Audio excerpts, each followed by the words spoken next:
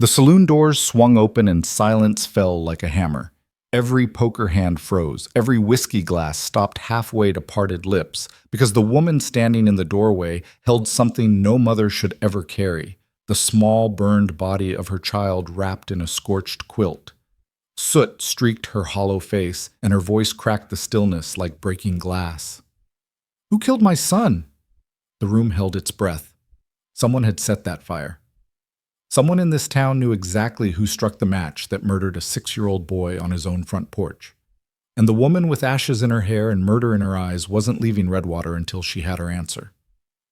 Before we begin this story of fire, guilt, and the justice that rises from smoke, I want to invite you to stay with me until the very end. Comment below with the city you're watching from. I love seeing how far these stories travel, and your words mean the world to me. Now let's step back to where it all began. 3 months earlier, the Calhoun homestead sat alone against the Montana sky, like a promise carved from hard earth and harder will. The house wasn't much. Rough-hewn timber, a stone chimney that leaked smoke when the wind turned contrary, shutters that banged in storms. But it was theirs. Mara Calhoun had scrubbed those floors until her knuckles bled, patched that roof through 2 bitter winters, and planted a kitchen garden that stubbornly refused to die despite soil that seemed more rock than dirt. The land itself was unforgiving, a stretch of scrub and stone that most sensible folk would have abandoned years ago, but Mara Calhoun had never been accused of being sensible. She was accused of being stubborn, prideful, too damn independent for a woman alone, and she wore those accusations like armor. Her son, Thomas, was 6 years old and possessed his father's dark eyes and his mother's iron determination.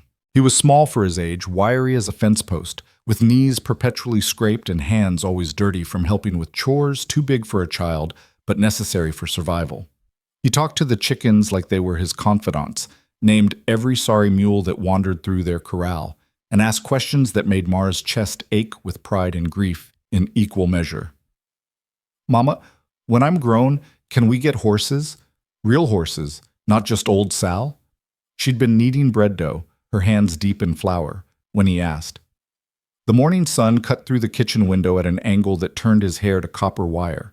She looked at him, really looked, at the hope shining in those eyes, and she knew what that question really meant. It meant future. It meant he could see past the hardship, past the threats, past the loneliness of this isolated patch of earth. He could see tomorrow, and tomorrow had horses in it. "Yes, baby," she'd said, her throat tight. "When you're grown, we'll have the finest horses in the territory. I promise." That promise was 3 weeks old when the first threat arrived. It came in the form of a man named Dutch Farrell, who rode up to the property line with 2 companions and didn't bother dismounting. They sat their horses like judges pronouncing sentence, and Dutch's smile was all teeth and no warmth. "Mrs. Calhoun," he called, tipping his hat in a mockery of manners. "Mr. Crowell sends his regards and a business proposition." Mara had been hanging laundry, and she didn't stop. She pinned a sheet to the line with deliberate care before turning to face them. Thomas was inside, thank God, practicing his letters at the kitchen table. "Mr. Crowell sent 3 armed men to deliver a business proposition?" She kept her voice level, her hand steady on the laundry basket. "Must be some proposition." Dutch's smile widened. "Smart woman. Crowell's expanding his operation, needs grazing land. This property sits right in the path of his planned route to the North Range. He's prepared to offer a fair price, more than fair considering the state of this place. My husband died getting this land ready. My son's going to inherit it. It's not for sale." "Everything's for sale, ma'am. Just a matter of price." "Then Mr. Crowell can't afford it." One of the other men, younger and meaner looking, leaned forward in his saddle. "You might want to reconsider, lady. This ain't country for a woman alone. All kinds of accidents can happen out here." Mara's hand moved to the rifle leaning against the porch post, not threatening, just reminding. "You're right. This is dangerous country. A man could get shot for trespassing, for instance, or for threatening a widow and her child on their own property." Dutch raised a placating hand. "Now, nobody's threatening anybody. We're just delivering a message. Crowell's a patient man, but patience runs out. Think about his offer, Mrs. Calhoun. Think about your boy. They rode away in a cloud of dust, and Mara stood there with her heart hammering and her hands shaking only after they'd disappeared over the rise. She finished hanging the laundry, went inside, and found Thomas exactly where she'd left him, carefully forming the letter B with his tongue caught between his teeth in concentration.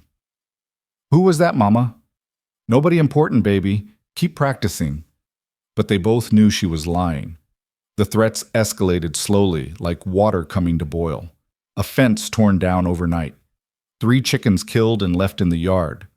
Old Sal spooked so badly she broke through the corral gate, and they spent half a day tracking her down. Each incident was small enough to dismiss, large enough to terrify. Mara stopped sleeping through the night. She kept the rifle loaded by the door, taught Thomas to hide in the root cellar if she gave the signal, and wrote letters to the territorial marshal that went unanswered. She went to town, Redwater, 10 miles east, and tried to find help. The sheriff, a soft-bellied man named Tucker, who owed his position to Silas Crowell's influence, listened to her complaint with visible impatience. Now, Mrs. Calhoun, you got any proof these incidents are connected to Mr. Crowell? His man threatened me directly, said accidents happen to women alone. Sounds like friendly advice to me. This is hard country. Maybe you should consider, I'm not selling my land. Tucker sighed, leaning back in his chair until it creaked. Then I don't know what you expect me to do. File a report if something criminal happens. Until then, I suggest you lock your doors at night. She left his office knowing she was alone in this fight. The general store owner, a nervous man named Pickering, sold her supplies but wouldn't meet her eyes. The few women in town who'd once been friendly now crossed the street when they saw her coming. Silas Crowell owned this territory. Not just the land, but the people's fear. Nobody would stand with a widow against the man who controlled their livelihoods. Except one person didn't cross the street. Jonah Reddick was sitting outside the saloon when Mara emerged from the sheriff's office, her face set in lines of barely controlled fury. He was a tall man, lean in the way of someone who'd forgotten to eat more than he remembered to, with dark hair that touched his collar and eyes that looked like they'd seen things he wished he could forget. He was whittling a piece of wood into something shapeless, his hands moving with absent precision, and he glanced up as she passed. Their eyes met for just a moment. She saw something in his gaze, recognition, maybe, or sympathy, but she was too angry and too frightened to care about the troubles of a drifter. She nodded curtly and kept walking. That was the first time they saw each other. It wouldn't be the last. 2 weeks later, on a night when the wind carried the smell of rain that never came, Mara woke to the sound of horses. Not the familiar sound of old Sal shifting in the corral, but multiple horses, moving fast and purposeful. She was on her feet instantly, rifle in hand, heart already racing with the certainty of what was coming. She made it to Thomas's room in 3 strides. He was already awake, eyes wide in the darkness. Root cellar, baby. Now, don't come out until I call you. Mama. Now, Thomas. She heard the tremble in his voice, saw the fear on his small face, and every maternal instinct screamed at her to grab him and run. But run where? This was their home. This was the land James had died to secure. This was Thomas's inheritance, his future, the only thing standing between them and absolute poverty. So she kissed his forehead, smelled the little boy's scent of him, dirt and innocence and trust, and pushed him toward the kitchen. I love you. Hide and don't make a sound. She heard him scramble down the cellar ladder as she moved to the front window. 3 riders, maybe 4, circling the house. One carried something that gleamed in the moonlight. A torch. Mara's blood turned to ice. She fired through the window, deliberately high, a warning shot that shattered the night. The riders scattered, cursing, but they didn't leave. They regrouped at the property line, out of rifle range, and she saw the torch arc through the air. It hit the porch, and flames licked up the dry wood like hungry animals. Another torch, this one through the window she'd just shot from, landing in the parlor with a crash of glass and a whoosh of igniting kerosene. The house was burning. Mara ran to the kitchen, screaming for Thomas. The cellar door was open, and she could see him at the bottom of the ladder, his face a pale oval of terror in the darkness. Come on, baby, we have to go. But the flames were spreading faster than seemed possible, and the smoke was already thick enough to choke. She made it halfway to him when a beam cracked overhead. She looked up and saw the ceiling starting to collapse. "Thomas, run!" He scrambled up the ladder, but the fire had found the kitchen now, and the heat was intense enough to sear her lungs with every breath. She grabbed for him, caught his arm, and dragged him toward the back door. The parlor was an inferno. The bedroom wing was engulfed. The only way out was through flames that reached for them like clutching hands. She wrapped Thomas in her own body, covering his mouth and nose with her apron, and plunged through the fire. The heat was unlike anything she'd ever felt. It peeled away thought, reduced existence to pure animal terror. She felt her hair singe, smelled her own skin burning, and kept moving because stopping meant death for her child. They burst out the back door and into the night air that felt like ice after the furnace of the house. Mara stumbled, fell, rolled away from the building with Thomas clutched against her chest. She could hear him crying, feel him trembling, and relief flooded through her so powerfully she nearly vomited. "You're okay, baby. You're okay. I've got you." The riders were still there. She could hear them, circling around from the front of the house. She tried to stand, to run for the cover of the barn, but her legs wouldn't hold her. The burns, the smoke, the terror, it all caught up at once, and she collapsed. "Mama?" Thomas's voice was small and scared, and she forced herself to focus. Had to protect him. Had to get him away. But her body wouldn't obey, and the riders were getting closer, and she knew with sick certainty that they'd come to finish what they started. Then, from the darkness beyond the burning house, a different sound. A single horse, moving fast. A gunshot cracked through the night, not aimed at Mara, but at the riders. Another shot, and then a man's voice, rough and commanding. "That's far enough. Next one won't be a warning." The riders hesitated. In that moment of confusion, the newcomer spurred his horse between Mara and the arsonists. She couldn't see his face against the flames, but she saw him raise his rifle with the easy confidence of a man who knew how to use it. "The sheriff's been sent for," the stranger lied. "You boys want to be here when he arrives?" It was a bluff, they all knew it, but it was enough. The riders wheeled their horses and vanished into the night, leaving only hoofbeats and smoke and the crackling roar of the Calhoun homestead burning to ash. The stranger dismounted and approached slowly, hands visible. As he came closer, the firelight revealed his face, and Mara recognized him. The drifter from Redwater.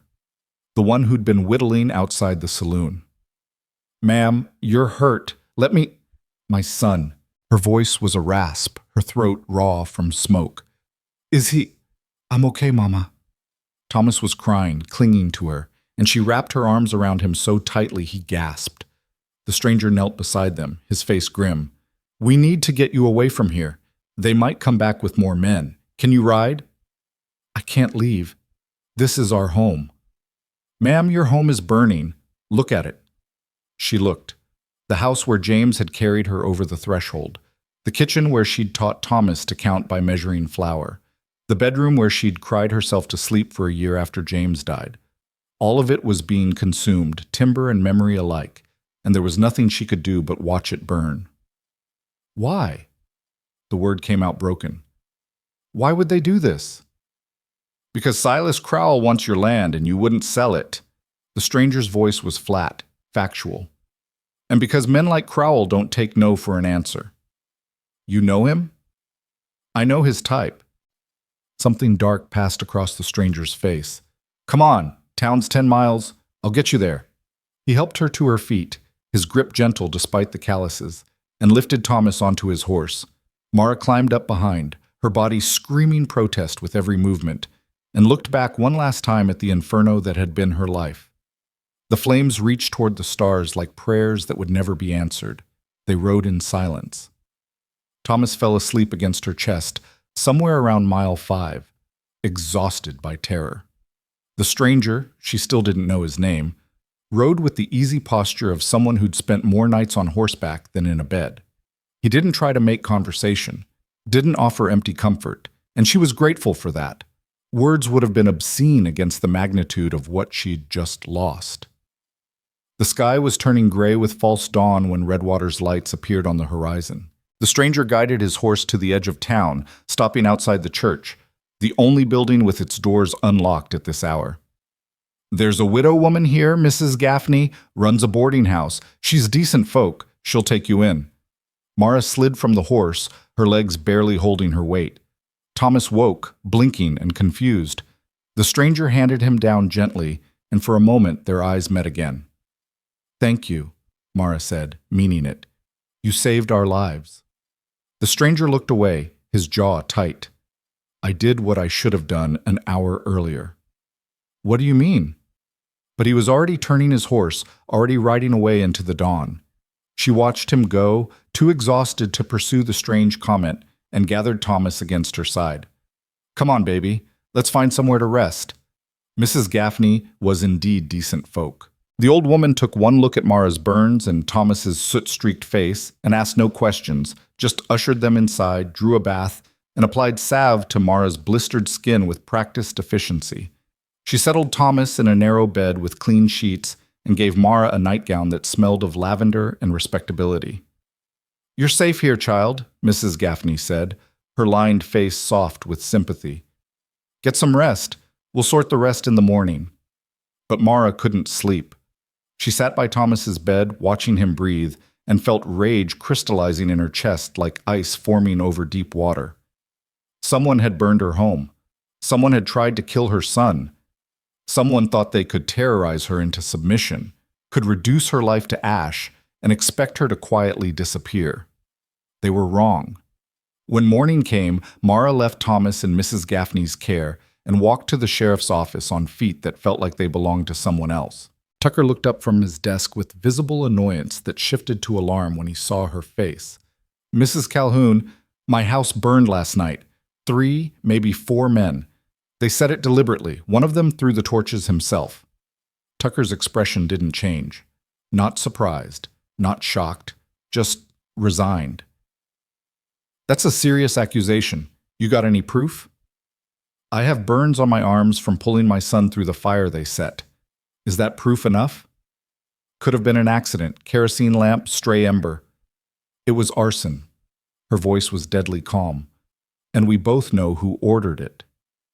Now, Mrs. Calhoun, you can't go around accusing prominent citizens without... Silas Crowell tried to burn my son alive because I wouldn't sell him land he has no right to. Are you going to do your job, Sheriff, or do I need to ride to the territorial capital myself? Tucker stood, his face reddening. You want to accuse Silas Crowell, you best have more than hurt feelings and a suspicious fire. You got witnesses? Evidence? Anything besides your word? I have the truth. Truth ain't worth spit without proof. Now, I'm sorry about your house, but starting wild accusations won't... The office door opened. Both of them turned and Mara felt her breath catch. It was the stranger from last night, standing in the doorway with his hat in his hands and guilt written all over his face. I'm a witness, he said quietly. I saw the whole thing. Tucker's eyes narrowed. Who the hell are you? Jonah Reddick. I was riding past the Calhoun place last night when I saw riders setting the fire. I can identify at least 2 of them. One was Dutch Farrell, works for Crowell. The other was a kid with a scar across his left cheek. That's Billy Hess, Tucker said automatically, then seemed to realize what he'd admitted. I mean, you sure about that? Dead sure. Jonah's voice was steady, but Mara could see the tension in his shoulders. I've seen both men in town. They were at the Calhoun place, and they were throwing torches. Tucker sat back down heavily. For a long moment, nobody spoke. Then the sheriff shook his head slowly. Even if what you say is true, and I ain't saying it is, going after Crowell's men is complicated. He's got lawyers, connections. He's got you in his pocket, Mara said flatly. Just say it. I'm saying there's procedures. I'll look into it, but don't expect miracles. In the meantime, maybe you should consider taking Crowell's offer. Seems like staying might be bad for your health. Mara stared at him, understanding finally and completely that there would be no help from the law. Not here. Not while Crowell owned every man with a badge in 3 counties. She turned and walked out without another word. Jonah followed her into the street where the morning sun was bright enough to hurt, and the town was waking to a day that didn't include her home. Mrs. Calhoun, she rounded on him. Who are you? Really? Just a drifter passing through. Drifters don't risk their lives for strangers. And you said something last night about doing what you should have done earlier. What did that mean? Jonah looked at the ground, his jaw working. When he finally met her eyes, she saw shame there, deep and old and festering. I passed your place earlier that evening, saw the riders gathering, saw them preparing the torches. His voice was barely audible. I knew what they were going to do and I rode on, told myself it wasn't my business, that I'd seen enough violence, that I was done getting involved in other people's troubles. Mara felt something cold settle in her stomach. You saw them, you knew, and you did nothing. Yes, ma'am. He didn't look away, didn't make excuses. I heard your son screaming when the fire started. That's what brought me back. But by then, the house was already... He stopped, swallowed hard. I'm not asking for forgiveness. I just wanted you to know I'll testify. I'll tell anyone who'll listen what I saw. It's the least I can do. She should have slapped him, should have screamed at him. This man had heard Thomas screaming, and still, for even a moment, hesitated. But as she stood there in the morning light, looking at his haunted eyes and seeing the genuine anguish in his face, she found she couldn't summon the rage. Maybe because she was too tired. Maybe because rage required energy she didn't have. Or maybe because she recognized something in his guilt. The same sick certainty she'd felt when she'd pushed Thomas toward that cellar, when she'd chosen to defend the house instead of running immediately. They'd both made choices, and they'd both have to live with them. What's your story, Mr. Reddick? She asked instead. What makes a man so afraid of other people's troubles? He was quiet for a long time. Finally, he said, I was a firefighter during the war. Chicago after. Saw a lot of buildings burn. Pulled out a lot of people who didn't make it. His hands clenched and unclenched at his sides. Last fire I worked, I went back in for a little girl. Found her. Got her to the window. Building collapsed before I could get out. Woke up 3 weeks later. The girl didn't wake up at all. So you decided to stop helping people? I decided I was done making promises I couldn't keep. Done trying to save people who'd die anyway. He looked at her directly. Until last night, when I heard your boy screaming, and I realized the only thing worse than failing to save someone is not trying at all. Mara stood there, feeling the morning sun on her burned skin, and made a decision. This man was broken. This man had failed her. But this man had also come back, had driven off the riders, had testified against Crowell when every other soul in Redwater was too frightened to speak. She didn't forgive him. Forgiveness seemed too large a thing, too final. But she found she didn't hate him either. I'm going after Crowell, she said. I'm going to prove he ordered that fire, and I'm going to see him hang for it. You want to make amends, Mr. Reddick? Help me do that. Ma'am, going after a man like Crowell without the law on your side, that's suicide. Then I'll die trying, but I won't let him think he can murder a child and get away with it. Jonah studied her face. The determination set in lines of exhaustion, the burns on her arms, the way she stood like a woman who'd already lost everything and therefore had nothing left to fear. Something shifted in his expression. All right, he said quietly. I'll help you. But we do this smart. Crowell's got power, money, and men. We go at him straight on, we'll end up dead before we get close to justice. What do you suggest? Evidence. Real evidence. The kind even a bought sheriff can't ignore. Crowell's careful, but men like him get arrogant. They keep records, think they're untouchable. We find those records, we've got him. It was the first glimmer of hope Mara had felt since watching her home burn. She nodded slowly. Where do we start? We start by getting you and your boy somewhere safe. Mrs. Gaffney's boarding house is fine for now, but Crowell knows you're alive. He'll be wondering why you haven't run. We need to be careful. I'm not hiding. I'm not asking you to hide. I'm asking you to be smart. Jonah's voice was firm. Your boy needs his mother alive more than he needs revenge. That stopped her. Because he was right, damn him. Thomas was all that mattered. Thomas, who'd trusted her to keep him safe and who'd nearly died because of her stubbornness. She'd promised him horses and a future. She couldn't give him either if she got herself killed. Fine, she said. We'll be careful. But we will get him, Mr. Reddick. I swear to God we'll get him. I believe you, ma'am. They stood in the street, two damaged people bound by fire and guilt and a shared determination to see justice done. Neither of them knew yet what that journey would cost. Neither of them understood how the ashes of one life would kindle the beginning of another.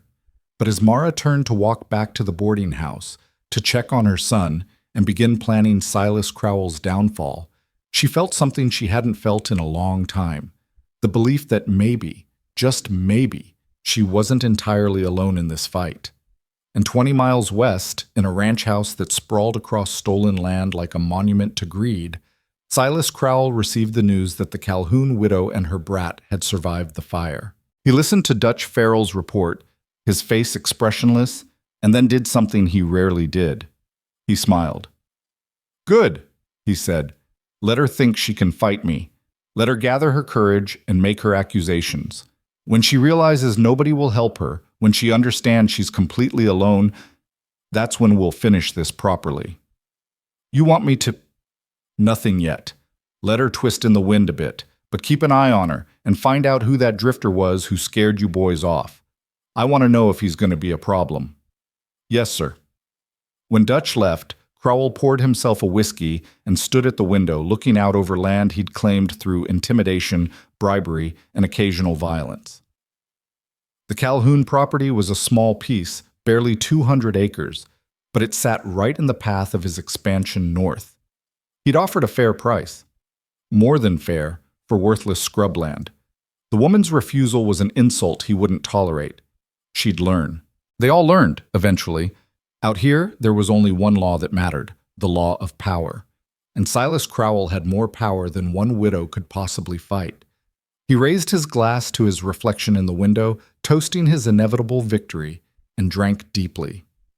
He didn't know, couldn't know, that the woman he'd tried to burn alive was made of tougher stuff than he'd imagined. That her stubbornness wasn't pride, but principle. That her refusal to bow came not from foolishness, but from a deep, abiding belief that some things, land, legacy, the promise made to a 6-year-old boy about horses and the future, were worth dying for. And he certainly didn't know that the drifter who'd intervened carried his own fire. Guilt burned so hot and deep that it had hollowed him out and left him desperate for redemption. The pieces were moving into place. The stage was set. And in a burned-out corner of the West, where justice moved slow and revenge came fast, Mara Calhoun was about to teach a cattle baron that some women don't bow, they burn. The boarding house room was small and smelled of lye soap and old wood, but it had a lock on the door and a window that faced the street. Mara sat on the edge of the narrow bed, watching Thomas sleep in the weak afternoon light. His face was still smudged with soot she hadn't been able to scrub away, and every few minutes he'd whimper in his sleep, reliving the fire. Each sound drove into her chest like a nail. Mrs. Gaffney knocked softly before entering, carrying a tray with weak tea and biscuits that looked like they'd been baked 3 days ago. The old woman set it down without comment, her eyes full of sympathy Mara couldn't accept without breaking. "The drifter's downstairs," Mrs. Gaffney said quietly. "Says he needs to speak with you. I can send him away if you'd rather." "No, I'll come down." She touched Thomas's hair once, gently, then followed Mrs. Gaffney down the narrow staircase to the parlor. Jonah Reddick stood by the window, hat in hands, looking like a man waiting for judgment. When she entered, he turned and she saw he'd been to the mercantile. His clothes were still worn but clean, and he'd shaved the stubble from his jaw. "Mrs. Calhoun." He nodded respectfully. "I won't take much of your time. I wanted to bring you this." He held out a small metal box, scorched and dented but intact. Mara's breath caught. It was Thomas's treasure box, the one James had made for him before the quarry accident, carved with a clumsy horse on the lid. "I rode back to your property this morning. The house is gone, mostly, but I found this in what was left of his room. Figured the boy might want it." Mara took the box with trembling hands. Inside were Thomas's treasures, 3 smooth river stones, a bird's feather, an arrowhead he'd found near the creek, and a photograph of James. The photograph was singed at the edges but recognizable. She pressed it to her chest and felt something break loose inside her. "Thank you," she whispered. "There's something else." Jonah's voice was careful. "I asked around town this morning. Quiet-like, nothing that would draw attention. There's a shepherd boy, works for the Hendersons north of your property. He camps out most nights watching their flock. He might have seen the riders coming or going. You think he'd talk to us? Worth asking. The Hendersons are good people, don't owe Crowell anything, but we'd need to be careful. If word gets back that we're investigating, Let it get back, Mara said flatly. Let Crowell know I'm coming for him. Ma'am, with respect, that's exactly what we don't want. A scared enemy is dangerous, but an angry enemy is deadly. We need him to think you're beaten, that you're just a grieving widow with no fight left. I am a grieving widow, but I've got plenty of fight. Jonah almost smiled. Yes, ma'am, I noticed. But we play this smart, or we don't play at all. You go charging and demanding justice, you'll end up dead. We gather evidence quiet, build a case that can't be ignored, then we strike when he's not expecting it. Mara studied him, this stranger who'd failed her and was now trying to make amends. He spoke with the authority of someone who'd planned operations before, who understood strategy. She wondered again what kind of firefighter he'd been during the war, what kind of man emerged from those flames. All right, she said finally, we do it your way, but we do it fast. Every day Crowell walks free is another day my son knows his mother couldn't protect him. Your son knows his mother saved his life. That's not nothing. The words were meant to comfort, but they only reminded her of Thomas's screams, the heat of the flames, the moment she'd thought they'd both die. She pushed the memory away and focused on what needed doing. When do we talk to this shepherd boy? Tomorrow, early, before the town wakes up. I'll meet you at the edge of Redwater, by the old cottonwood. Bring the boy if you think he'll be safe. Leave him here if you don't trust. Crowell won't try something. Mara glanced toward the stairs. I don't want him out of my sight. Then we bring him. But Mrs. Calhoun, Jonah's voice dropped lower. If this goes bad, if Crowell finds out what we're doing, there won't be warnings next time. He'll come straight for the boy to get to you. You need to be ready for that. I've been ready since the moment they lit that first torch. After Jonah left, Mara went back upstairs and held the treasure box while Thomas slept. The photograph of James was the only image she had left of her husband. Everything else, letters, their marriage certificate, the small drawings he'd made of the house he'd planned to build someday, all of it was ash now. She traced James's face with one finger and tried to remember his voice, the exact timbre of it, but 3 years was a long time and memory was a fickle thing. I'm going to keep my promise, she whispered to the photograph. Thomas will have his horses. He'll have his future. I swear it. The sun set slowly, painting the sky the color of fire, and Mara didn't look away. The next morning came cold and sharp, the kind of dawn that made breath visible and fingers ache. Mara dressed Thomas in the only clothes Mrs. Gaffney had found for them, donations from the church charity box, worn but clean, and walked with him through the silent streets of Redwater. The boy's hand was small in hers, and he kept looking up at her face as if checking she was still there. Where are we going, Mama? To talk to someone who might help us. Help us do what? Find the truth. Thomas considered this. At 6, truth was still a simple thing to him. You told it or you didn't. He didn't yet understand that truth could be buried, twisted, bought, or burned. She hoped he'd never have to learn. Jonah was waiting by the cottonwood, his horse already saddled. He'd brought an old mare for Mara, gentle-eyed and patient. He lifted Thomas onto his own horse without asking, settling the boy in front of him with practiced ease. You ride much, son? Old Sal sometimes. She's slow. This fellow's named Ash. He's faster than Old Sal, but he's got good sense, won't spook easy. They rode north in silence, following a trail that wound through scrubland and scattered pine. The Henderson property lay about 5 miles from town, nestled in a valley where grass actually grew thick enough for sheep. The shepherd boy's camp was another mile beyond the main house, marked by a thin line of smoke from his morning fire. The boy was maybe 14, skinny as a rail with sun-darkened skin and wary eyes. He stood when they approached, one hand on the staff he used for managing the flock. His dog, a lean, intelligent creature, growled low in its throat until the boy quieted it with a gesture. Morning, Jonah called, staying on his horse and keeping his hands visible. We're not here to cause trouble, just hoping to ask you some questions. Don't know nothing about nothing, the boy said, his voice cracking on the words. Mara dismounted and approached slowly. The boy's eyes flicked to her, then to Thomas, and some of the tension left his shoulders. Women and small children apparently didn't register as threats. My name's Mara Calhoun. This is my son, Thomas. Our house burned 3 nights ago. We think the men who did it might have ridden past your camp. The boy's face went carefully blank. Didn't see nothing. You're up here every night, aren't you? Watching for coyotes and wolves? You'd have seen riders if they passed this way. Like I said, please. Mara's voice cracked despite her intention to stay strong. They tried to kill my boy. He's 6 years old. He didn't do anything wrong, and men tried to burn him alive in his own home. If you saw something, anything, I need to know. The boy looked at Thomas, who was staring back with those solemn dark eyes. Something passed between them, some recognition of vulnerability that children understood and adults forgot. The shepherd boy's jaw tightened. You can't tell nobody I talked to you. We won't. Mr. Crowell finds out I said anything. He'll have my pa fired. We'll lose everything. No one will know, Jonah said quietly. You have my word. The boy studied them both for a long moment, weighing trust against fear. Finally, he spat in the dirt and nodded. 4 riders came through 3 nights back, maybe an hour after full dark. Moving fast, heading south toward the Calhoun place. I recognized one of them, Dutch Farrell. He's got a bay gelding with a white star, hard to miss. Another was younger, had a real distinctive scar across his face. Looked like someone had opened him up with a knife once. Billy Hess, Jonah confirmed.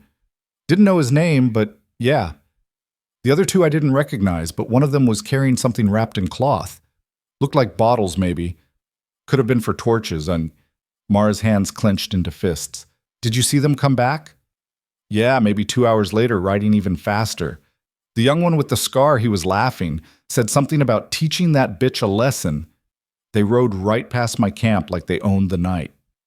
The casual cruelty of it, laughing after trying to murder a child, made Mara's vision go red at the edges. Jonah must have seen it in her face because he dismounted and put a hand on her arm, grounding her. Which direction did they go after they passed your camp? He asked the boy.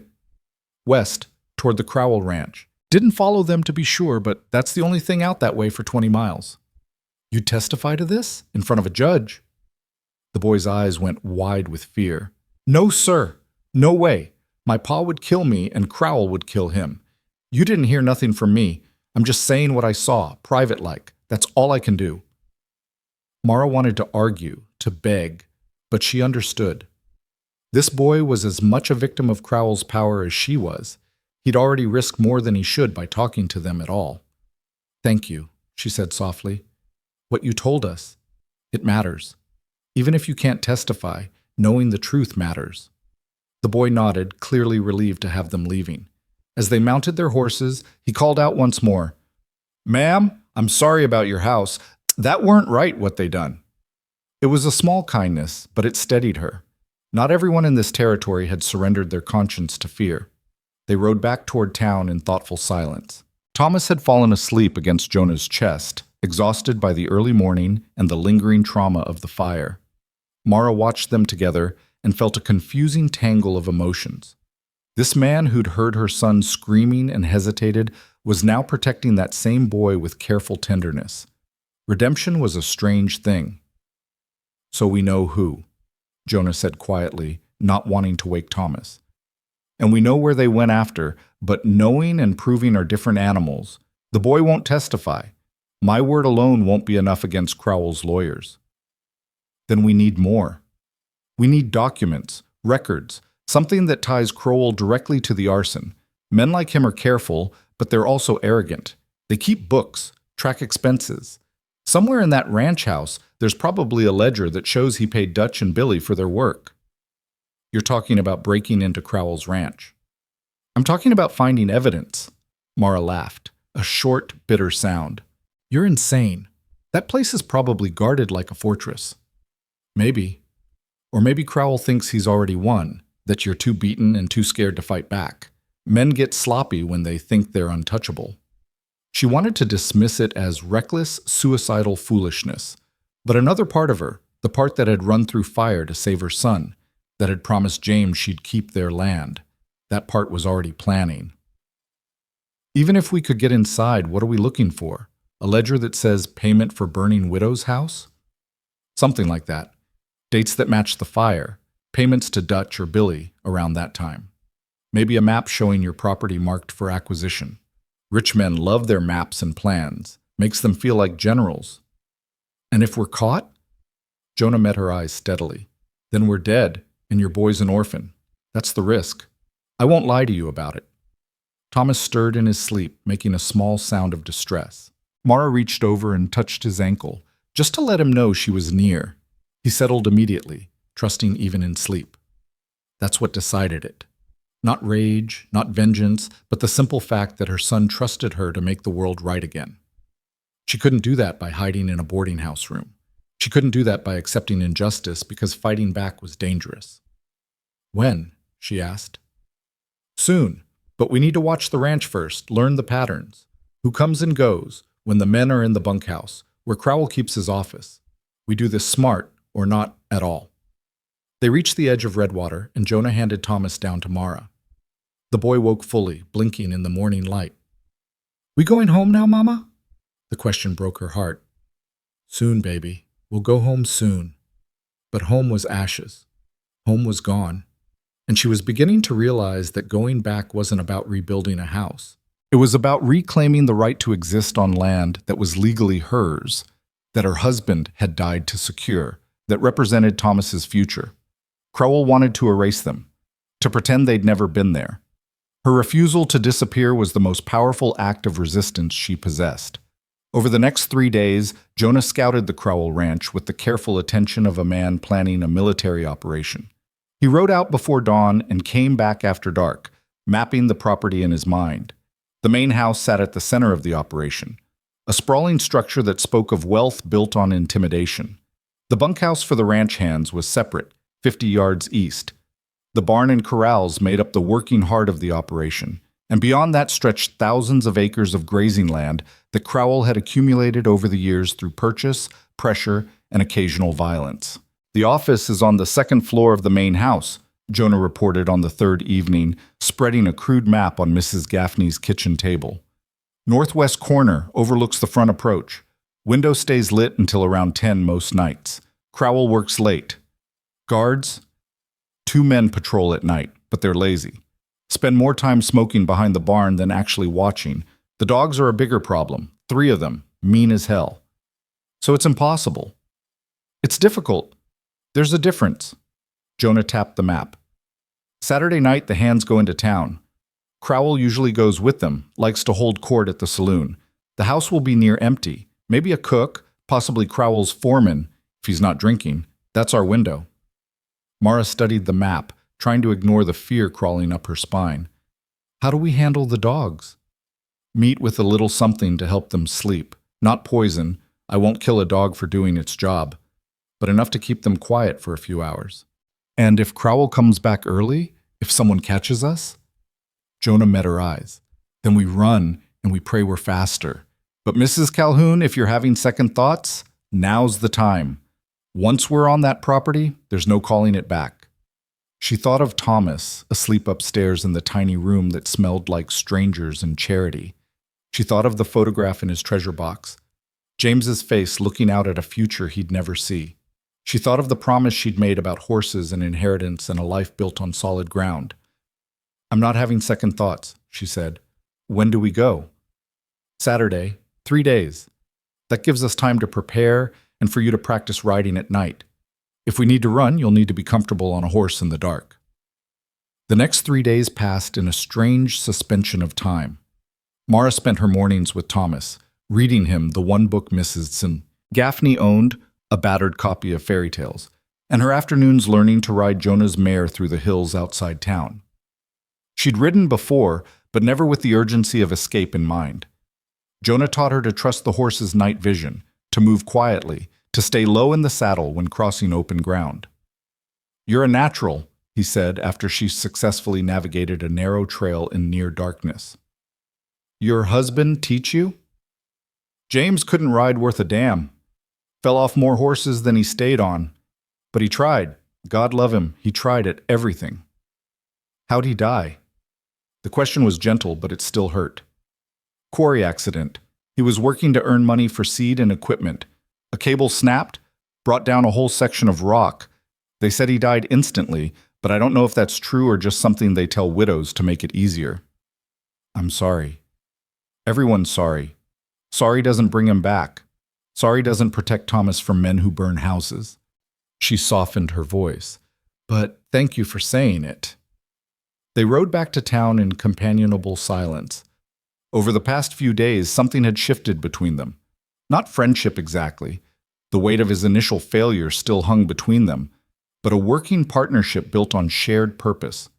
Mara found herself trusting his judgment, relying on his experience, and Jonah, for his part, seemed to stand a little straighter, speak with a little more certainty. Redemption was changing him, or maybe it was just giving him permission to be the man he'd been before guilt hollowed him out. Saturday arrived with clear skies and a steady wind that would cover sound. Mara tucked Thomas into bed early, kissed his forehead, and whispered promises she prayed she could keep. I'll be back before you wake up, baby. Where are you going?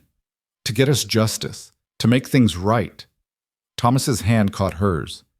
Don't go where the fire is, Mama. The simple plea nearly undid her. She knelt beside the bed, holding his small hand in both of hers. There's no fire where I'm going, I promise. Just some papers we need to find, and Mr. Reddick will be with me. We'll be safe. I don't like Mr. Reddick. That surprised her. Why not? He looks sad, like he's waiting for something bad to happen. Out of the mouths of children. Sometimes grown-ups carry sadness, baby, but that doesn't make them bad people.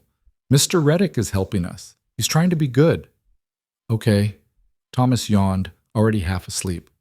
Love you, Mama. Love you more than the sky, baby. She left him there, trusting Mrs. Gaffney to watch over him, and met Jonah at the edge of town. He'd prepared everything: horses, the drugged meat for the dogs, dark clothes that would blend with night. He handed her a cloth bundle. Change into these.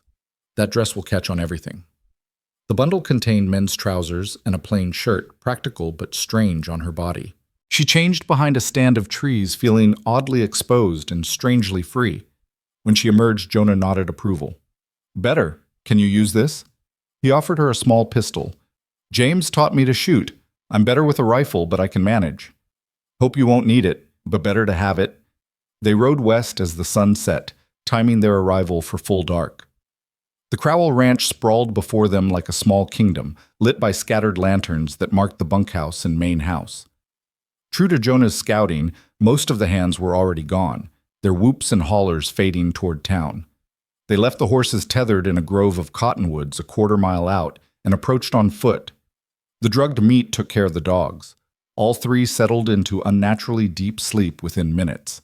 The patrolling guards were exactly where Jonah predicted, sharing a bottle behind the barn and paying no attention to the dark house. Office is second floor, Jonah whispered. There's a trellis on the east side, should hold our weight. I'll go first, make sure it's clear, then signal you up. Why don't I go? I'm lighter. Because if something goes wrong, I need you down here to run for the horses and get back to your boy. He needs you alive more than he needs this evidence. It was cold logic, but correct. She nodded, hating it. Jonah scaled the trellis with surprising grace, testing each handhold before committing his weight. He reached the window, worked it open with a small knife, and disappeared inside. Mara counted her own heartbeats, each one louder than the last. 30 seconds, 60, 90. His head reappeared at the window, beckoning her up.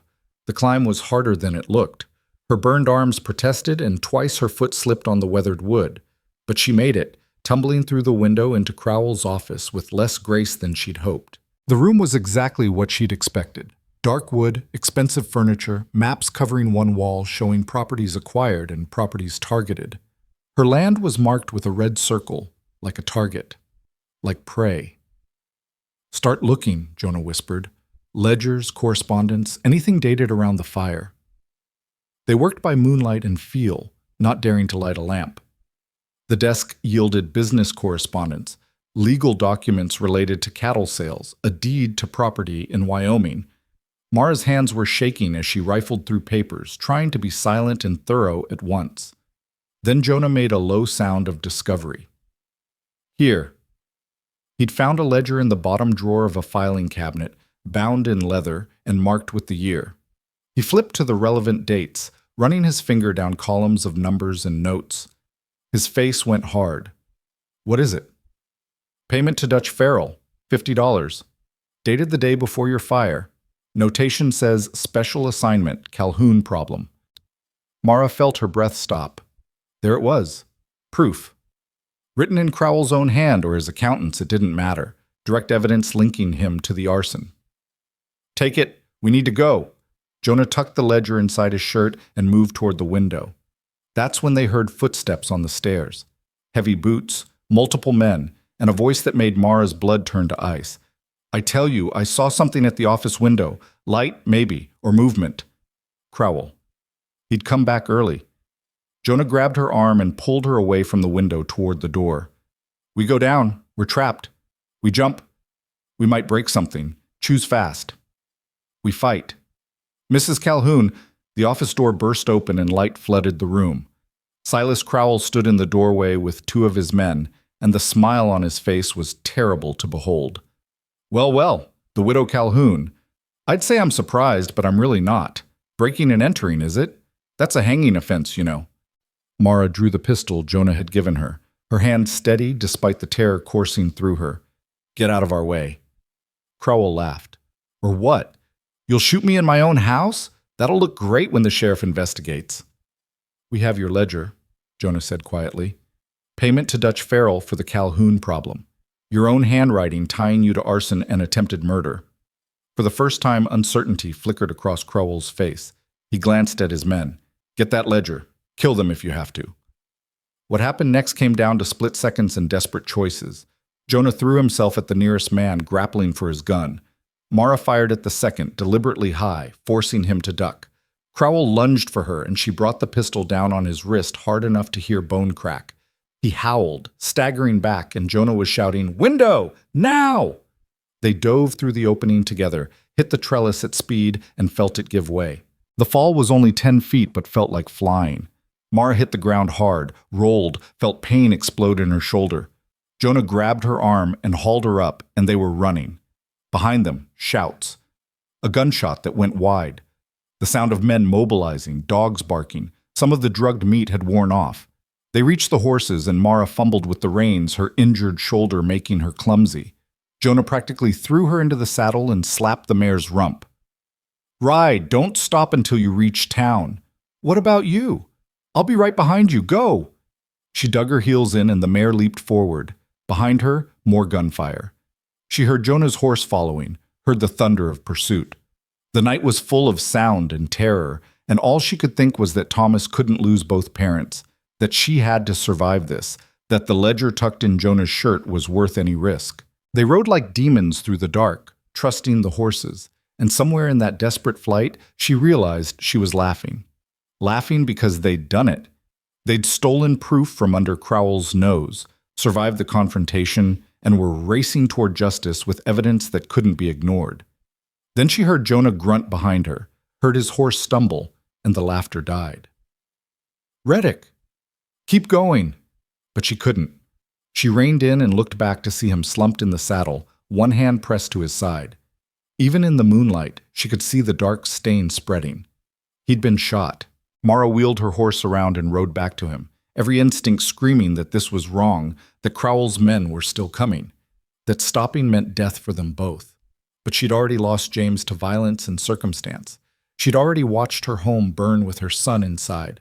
She couldn't leave another person to bleed out in the darkness, especially not the man who'd helped her fight back. You stubborn fool, Jonah gasped as she reached him. I told you to keep going. And I told you I don't take orders well. She grabbed his arm, steadying him in the saddle. Blood was seeping between his fingers where he clutched his side. How bad? Bad enough. Bullet went through, I think. Hurts like hell. Behind them, the sounds of pursuit were growing closer. Mara made a decision born of desperation and the bone-deep certainty that they wouldn't outrun mounted men with Jonah wounded. There's a ravine about 2 miles east. James and I camped there once when we were first surveying the land. It's got cover, water. We can hide there until you're stable enough to move. They'll track us. Not if we're smart about it. She was already urging her horse forward, keeping pace with Jonah's slower mount. We cross the creek bed twice. That'll muddy the trail. Then we hole up and pray they're too stupid or too drunk to find us before dawn. It was a terrible plan, but it was the only one they had. They rode hard, Jonah swaying in his saddle but somehow staying mounted through sheer will. When they reached the first creek crossing, Mara led them upstream for 100 yards before crossing back, then repeated the maneuver at the second creek. The water was ice-cold and shallow, splashing up to soak their legs, but it would scatter their scent and confuse any tracking. The ravine appeared as a dark gash in the landscape, invisible until you were almost on top of it. Mara remembered it from 4 years ago, when she and James had been young and foolish enough to think love and hard work could conquer anything. They'd made love under the stars here, talked about the children they'd have, the life they'd build. She'd never imagined returning under these circumstances. They scrambled down into the ravine, leading the horses carefully over loose stone and exposed roots. At the bottom, a thin trickle of water ran between rocks, and an overhang provided shelter from above. It wasn't much, but it would keep them hidden if Crowell's men didn't look too closely. Jonah slid from his horse with a groan and collapsed against the ravine wall. In the faint moonlight filtering through the overhang, Mara could see his face had gone gray. She knelt beside him and pulled his hand away from the wound. The bullet had punched through his lower right side, just above his hip. The entry wound was still bleeding sluggishly, and when she carefully lifted his shirt to check the exit wound, she saw it was worse, ragged and angry, the kind of damage a bullet made when it tumbled through flesh. He needed a doctor, proper bandaging, laudanum for the pain. What he had was a widow with trembling hands and a child's knowledge of field medicine. "I need to pack this," she said, trying to keep her voice steady. "It's going to hurt." "Everything hurts. Do what you need to do." She tore strips from her shirt, wadded one against each wound, and bound them tight with the remaining fabric. Jonah's breath hissed between his teeth, but he didn't cry out. When she finished, his forehead was beaded with sweat despite the cold night air. "The ledger," he whispered. "Still have it?" She checked inside his bloodied shirt and felt the leather binding. Relief flooded through her. "Still here. We got it, Jonah. We got the proof." "Good. That's good." His eyes were starting to lose focus. "Your boy, Thomas, he's a brave kid. Reminds me of someone." "Who?" "My brother. He died in a fire too. During the war, I couldn't—" He stopped, swallowed hard. "Couldn't save him either." Mara's throat tightened. So that was the weight he carried. Not just the girl from Chicago, but a brother lost to flames while Jonah survived. No wonder he'd frozen when he'd seen her house burning. No wonder the sound of Thomas screaming had broken through years of self-imposed isolation. "You saved us," she said firmly. "Thomas is alive because you came back. That matters." "Does it?" "Yes. And you're going to live to see him grow up. Ride those horses I promised him. You hear me, Jonah Reddick? You don't get to die in this ravine after everything we've been through." He managed a weak smile. "Yes, ma'am." Above them, the sound of hoofbeats passed close enough to make the horses nervous. Mara pressed herself against the ravine wall, one hand on her pistol, holding her breath. Voices carried in the night air, rough and frustrated. "Lost the trail at the second creek. Could have gone anywhere from there. Crowell's going to skin us alive if we don't find them. They got that ledger. Boss was specific. Get it back, kill them both. Don't matter which order. Split up. You take west, I'll go north. Fire 2 shots if you find them." The voices faded, heading in opposite directions. Mara counted to 100 before allowing herself to breathe normally. They were safe for now, but dawn would bring renewed searching, and Jonah was in no condition to run. She checked his wounds again, relieved to see the bleeding had slowed. The binding was holding at least. She wet a strip of cloth in the creek and used it to cool his fever-hot face.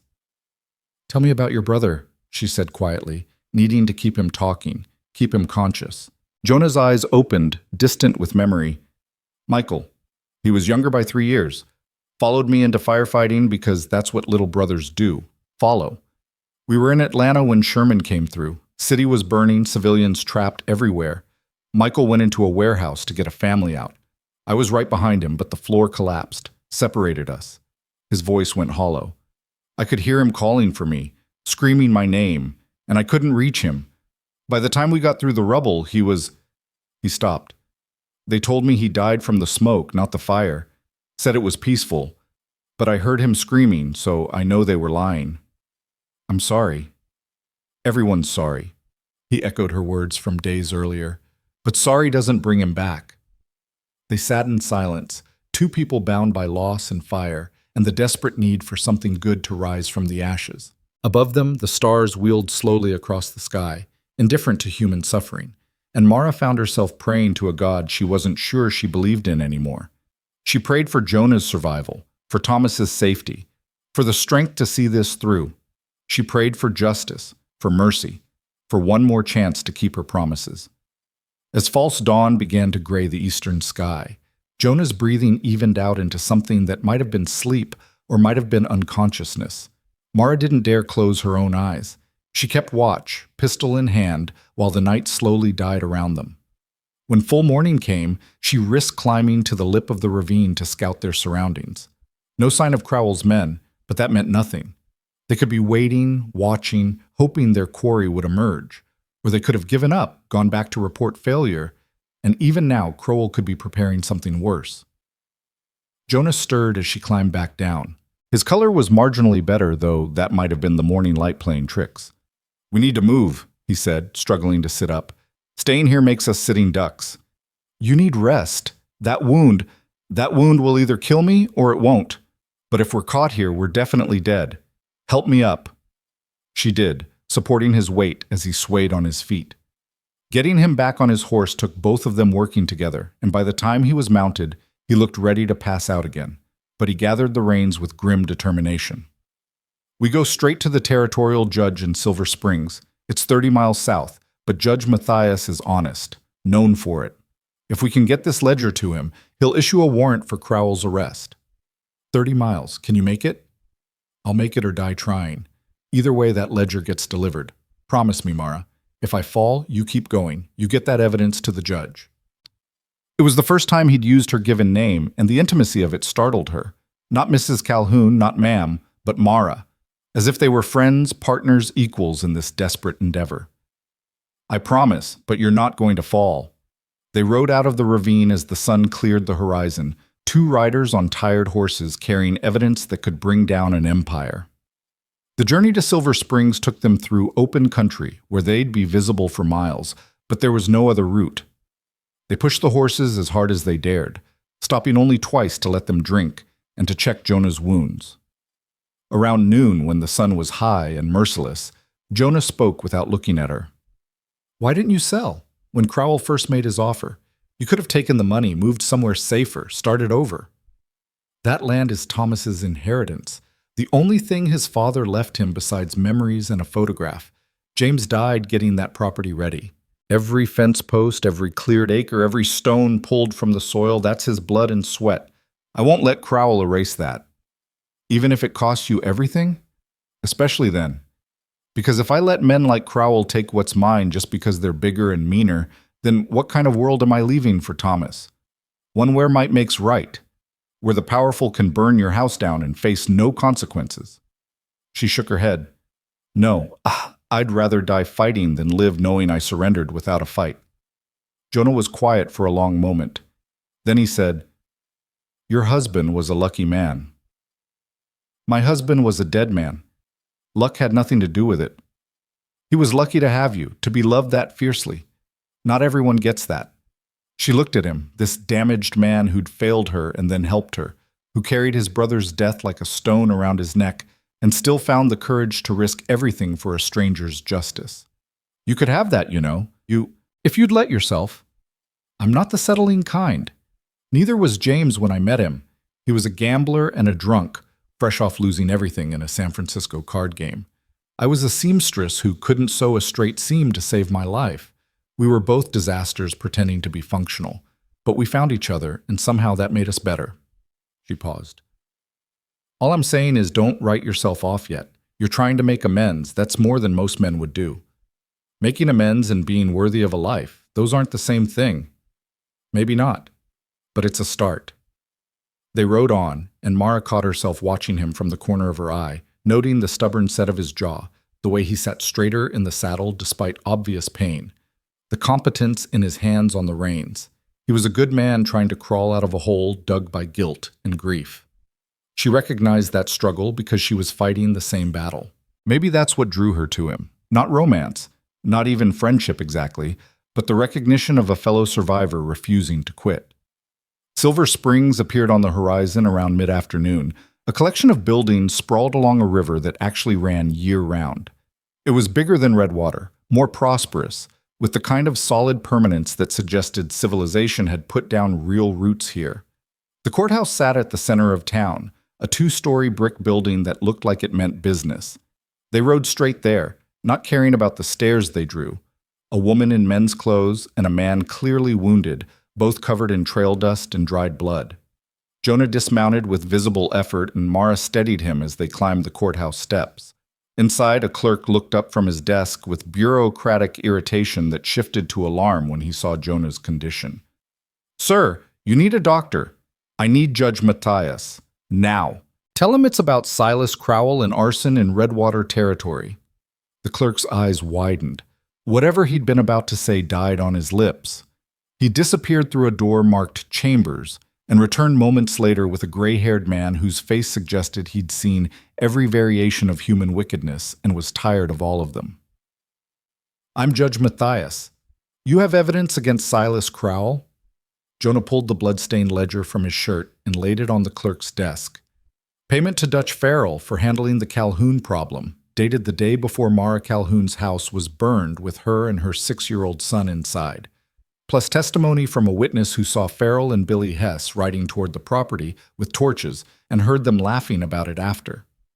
Matthias picked up the ledger, flipped through it with careful attention, then looked at Mara. "You're the widow Calhoun?" "Yes, sir. They burned my house, tried to kill my boy, and I'm here to see them answer for it."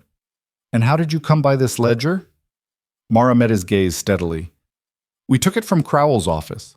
I won't lie to you. We broke in, we stole it, and they shot Mr. Reddick trying to stop us. But that ledger is real, and the evidence in it is real. And if you're the honest man people say you are, you'll issue a warrant." Matthias studied her with sharp eyes that saw too much. Then he looked at Jonah, who was swaying slightly but standing firm. "Mr. Reddick, you witnessed the arson?" "Yes, sir. Saw the riders heading to the Calhoun property with torches. Heard the boy screaming when the fire started. Saw them ride away toward Crowell's ranch afterward. I'll testify to all of it under oath." "And this witness you mentioned?" "Shepherd boy. Works for the Hendersons. Saw the riders, identified Farrell and Hess, heard them talking about teaching Mrs. Calhoun a lesson. He's scared to testify, but he'll tell the truth if you guarantee protection." Matthias was silent for a long moment, weighing the evidence, the risks, the political ramifications of going after a man like Crowell.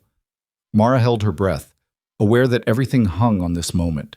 If Matthias dismissed them, if he decided the ledger was inadmissible or the testimony insufficient, then she'd lost. Crowell would walk free, and she and Thomas would spend the rest of their lives looking over their shoulders. Finally, Matthias nodded once, sharply. "I'll issue a warrant for Silas Crowell's arrest on charges of conspiracy to commit arson and attempted murder. I'll also issue warrants for Dutch Farrell and Billy Hess as accessories. Mrs. Calhoun, you and Mr. Reddick will need to give formal depositions, and you'll be required to testify at trial." Relief hit Mara so hard she nearly collapsed. Jonah caught her arm, steadying her despite his own weakness, and she realized she was crying. Not pretty tears, but ugly, gasping sobs of exhaustion and triumph and grief finally acknowledged. "Thank you," she managed. "Thank you. Don't thank me yet. Getting a warrant and making it stick are different things. Crowell has money and influence. He'll fight this with everything he's got." Matthias looked at them both seriously. "You've made a powerful enemy, and he won't take this lying down. You need to be prepared for that." "We're prepared," Mara said, wiping her face. "We've been preparing since he tried to burn my son alive." "Good. Now get Mr. Reddick to the doctor before he bleeds to death in my courthouse. Can't have him dying before he testifies." The doctor's office was 2 streets over, run by a competent woman named Dr. Sarah Chen, who took one look at Jonah and started issuing orders. She had him on an examination table within minutes, cutting away his shirt to expose the wound. Through and through, no major organs hit by the grace of God. You're lucky the bullet didn't tumble worse than it did. She cleaned the wound with ruthless efficiency while Jonah gritted his teeth. This is going to need proper stitching, and you're going to be flat on your back for at least a week, longer if you want to avoid infection. I don't have a week, we have a trial. Mr. Reddick, I've sewn up enough gunshot wounds to know the difference between a patient who will live and one who won't. Right now, you're teetering on the edge. You push yourself too hard, that wound goes septic, and you'll die screaming in 3 days. Is that what you want? No, ma'am. Then you'll do as I say. Mrs. Calhoun, I assume you're staying with him. Mara hadn't thought that far ahead, but she found herself nodding. Yes, I'll stay. Dr. Chen had a small room in the back of her office where patients could recover. It held a narrow bed, a chair, and a washstand, but it was clean and private and blessedly safe. She settled Jonah in the bed after stitching his wounds, gave Mara instructions for changing bandages, and left them with a bottle of laudanum and orders to rest. When they were alone, Jonah looked at her with something like wonder. We did it. We actually did it. You got shot doing it. Worth it. Every bullet, every scar, worth it to see Crowell's face when they arrest him. Mara pulled the chair close to the bed and sat down heavily. The exhaustion of the past days was catching up to her all at once. The fear, the flight, the desperate ride to Silver Springs. Her hands were shaking, and she couldn't seem to stop them. Thomas, she said suddenly, I need to get word to Mrs. Gaffney. He'll be worried sick. I'll ask Dr. Chen to send a telegram. Gaffney can read, right? I think so. I hope so. Mara pressed her hands to her face. What if Crowell goes after him? What if he... Judge Matthias will have the warrant served today. Crowell will be too busy dealing with his own arrest to worry about revenge. And Mrs. Gaffney strikes me as the kind of woman who'd shoot first and ask questions later if anyone came after a child in her care. It was meant to be reassuring, and logically Mara knew he was right. But logic didn't quiet the mother terror that lived in her chest, the constant awareness of Thomas's vulnerability. Dr. Chen sent the telegram as promised. 2 hours later, a reply arrived. Boy safe, stop. Proud of you. Stop. Mrs. G. Short, efficient, and somehow exactly what Mara needed to hear. She tucked the telegram into her pocket like a talisman. That night, while Jonah slept under the influence of laudanum, Mara sat in the chair and watched him breathe. He looked younger in sleep, the lines of guilt and grief smoothed away. She thought about what he'd said about his brother, about the girl in Chicago, about carrying the weight of people he couldn't save. She understood that weight. It pressed on her too. James, gone to the quarry because they needed money. Thomas, almost lost to fire. Every choice that led to tragedy could be traced back to other choices, other failures, until you were drowning in what-ifs and if-onlys. But somewhere in the past week, fighting alongside Jonah, she'd begun to understand that carrying the weight was different from letting it crush you. You could acknowledge failure, learn from it, and still choose to move forward. That's what redemption meant. Not erasing the past, but refusing to let it define your future. She must have dozed off in the chair because she woke to Jonah's voice, rough with pain but alert. Mara. She sat up quickly. What's wrong? Do you need more laudanum? No, I just wanted... He stopped, seeming to struggle with words. Thank you for coming back for me. When I was shot, you could have kept writing, delivered the ledger yourself. Would have been smarter, safer. I don't leave people behind, not anymore. I left you behind at your house when I heard the fire and rode away. Yes, you did, and then you came back. People make mistakes, Jonah. What defines us is what we do after. He was quiet, absorbing that. Then he said, Your husband. What would he think of all this? You breaking the law, stealing ledgers, riding through the night with a wanted man? Mara smiled despite herself. James would think I'd lost my mind. He was always the cautious one, the one who counted pennies and measured risk. I was the one who pushed us to claim that land in the first place, who insisted we could make it work. Her smile faded. Maybe if I'd listened to him, been more careful, he'd still be alive. Or maybe you'd both be alive and miserable, living small lives full of regret.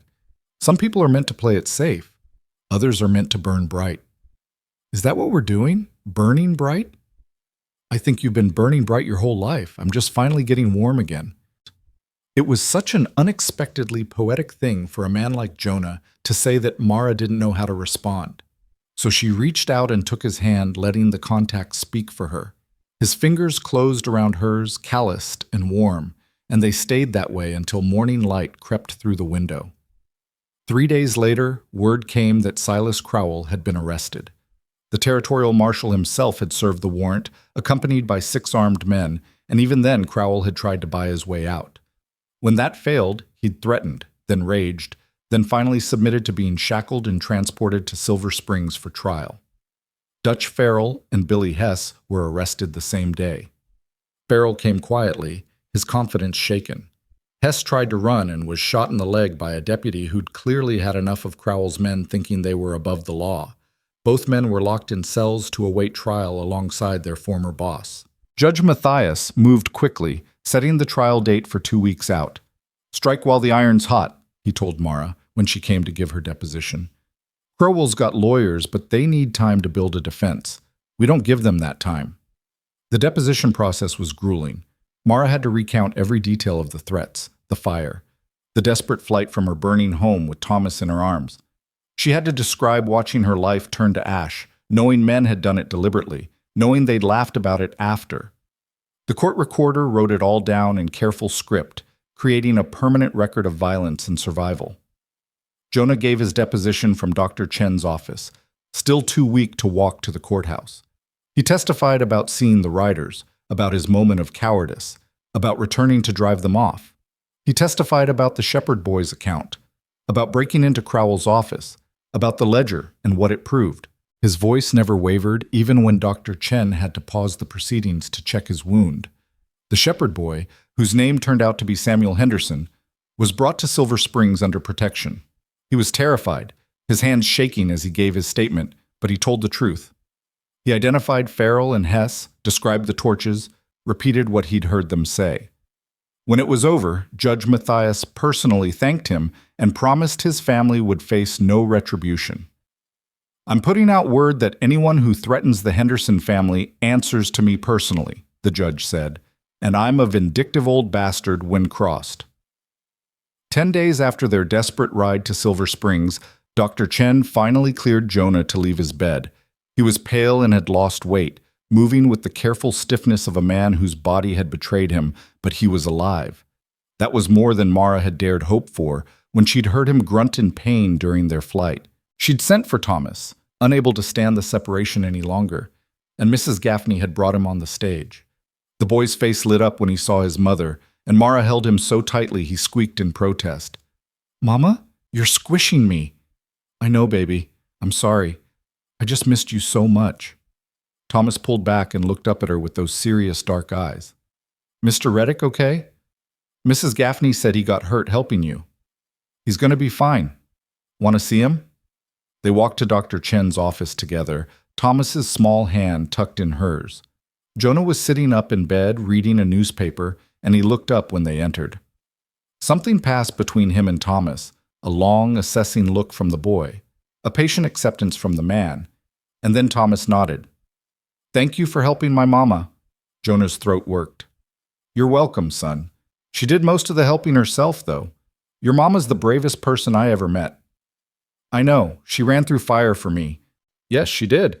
And that makes you a very lucky boy." Thomas considered this. Then he reached into his pocket and pulled out something small. The arrowhead from his treasure box.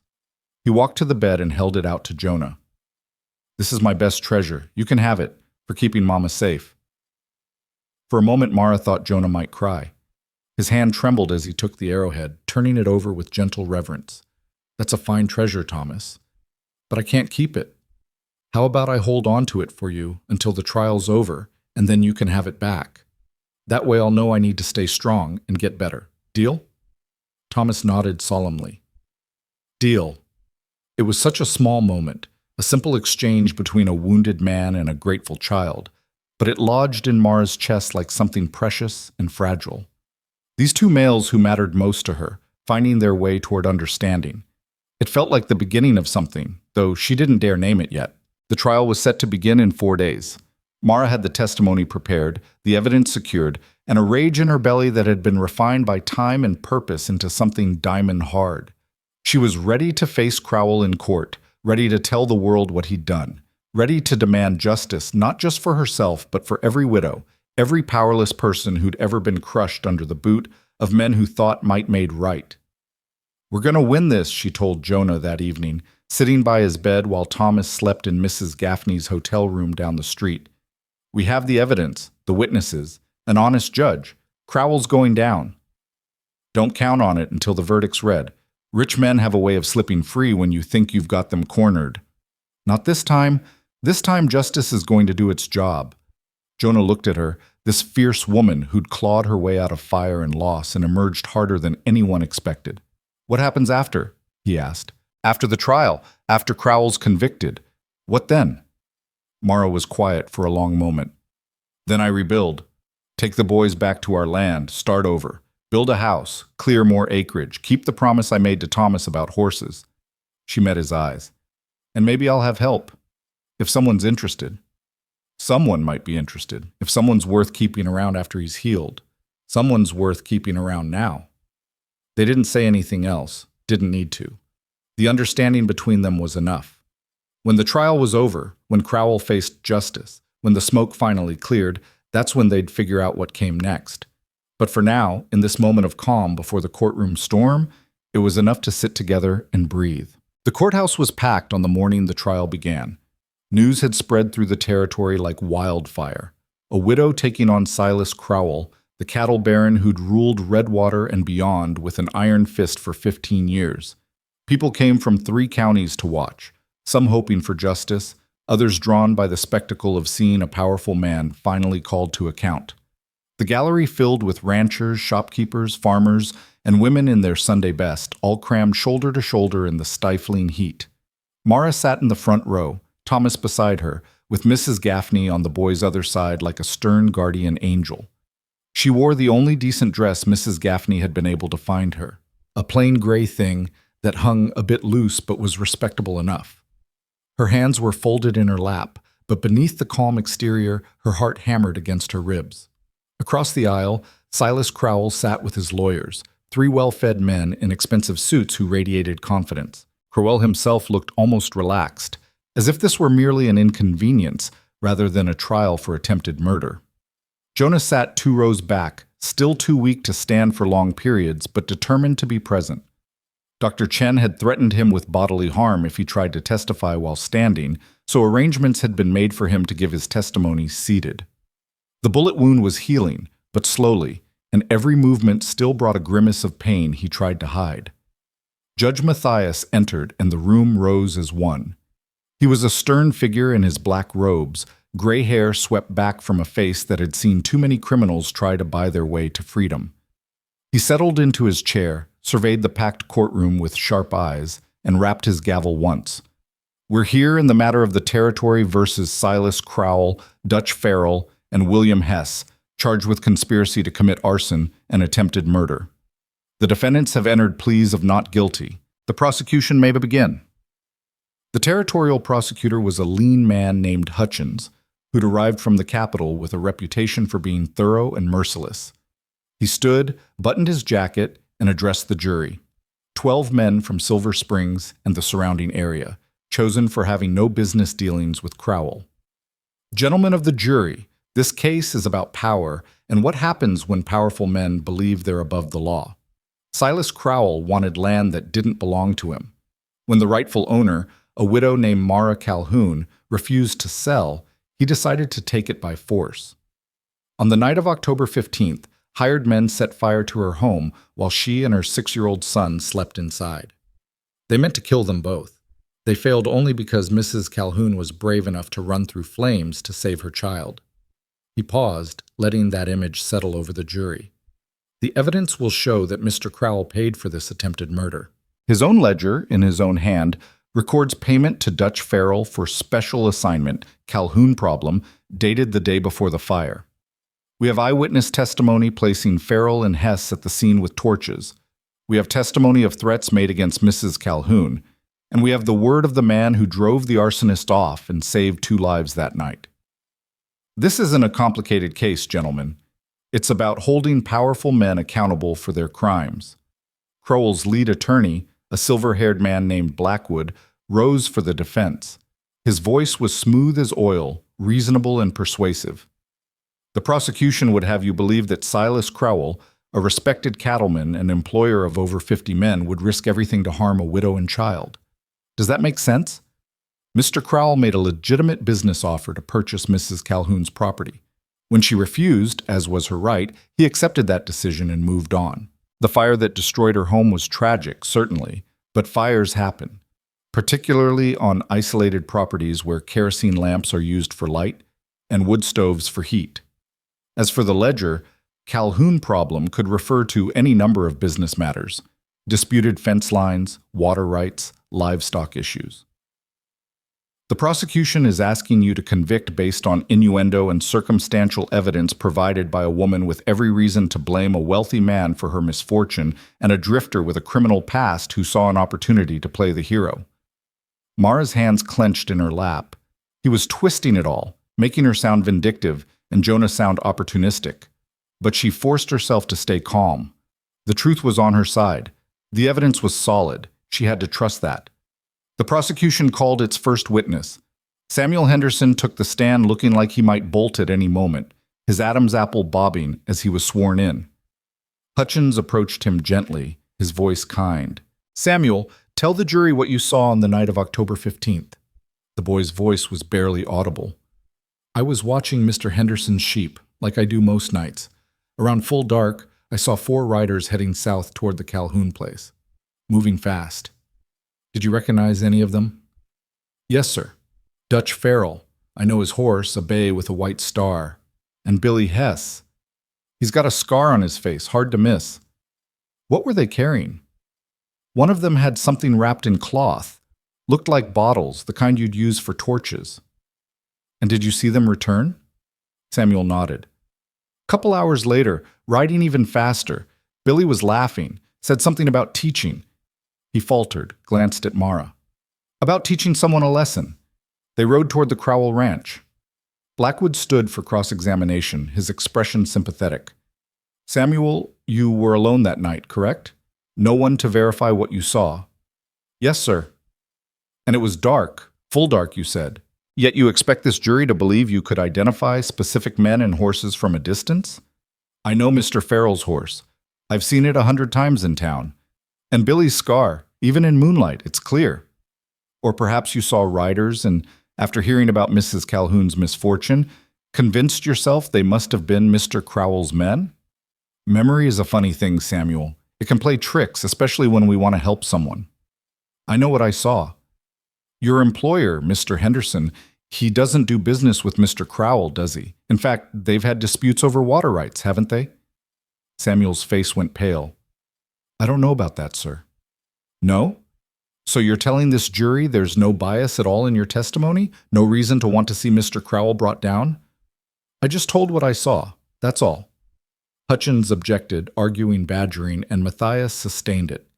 But the damage was done. Blackwood had planted doubt about Samuel's motives.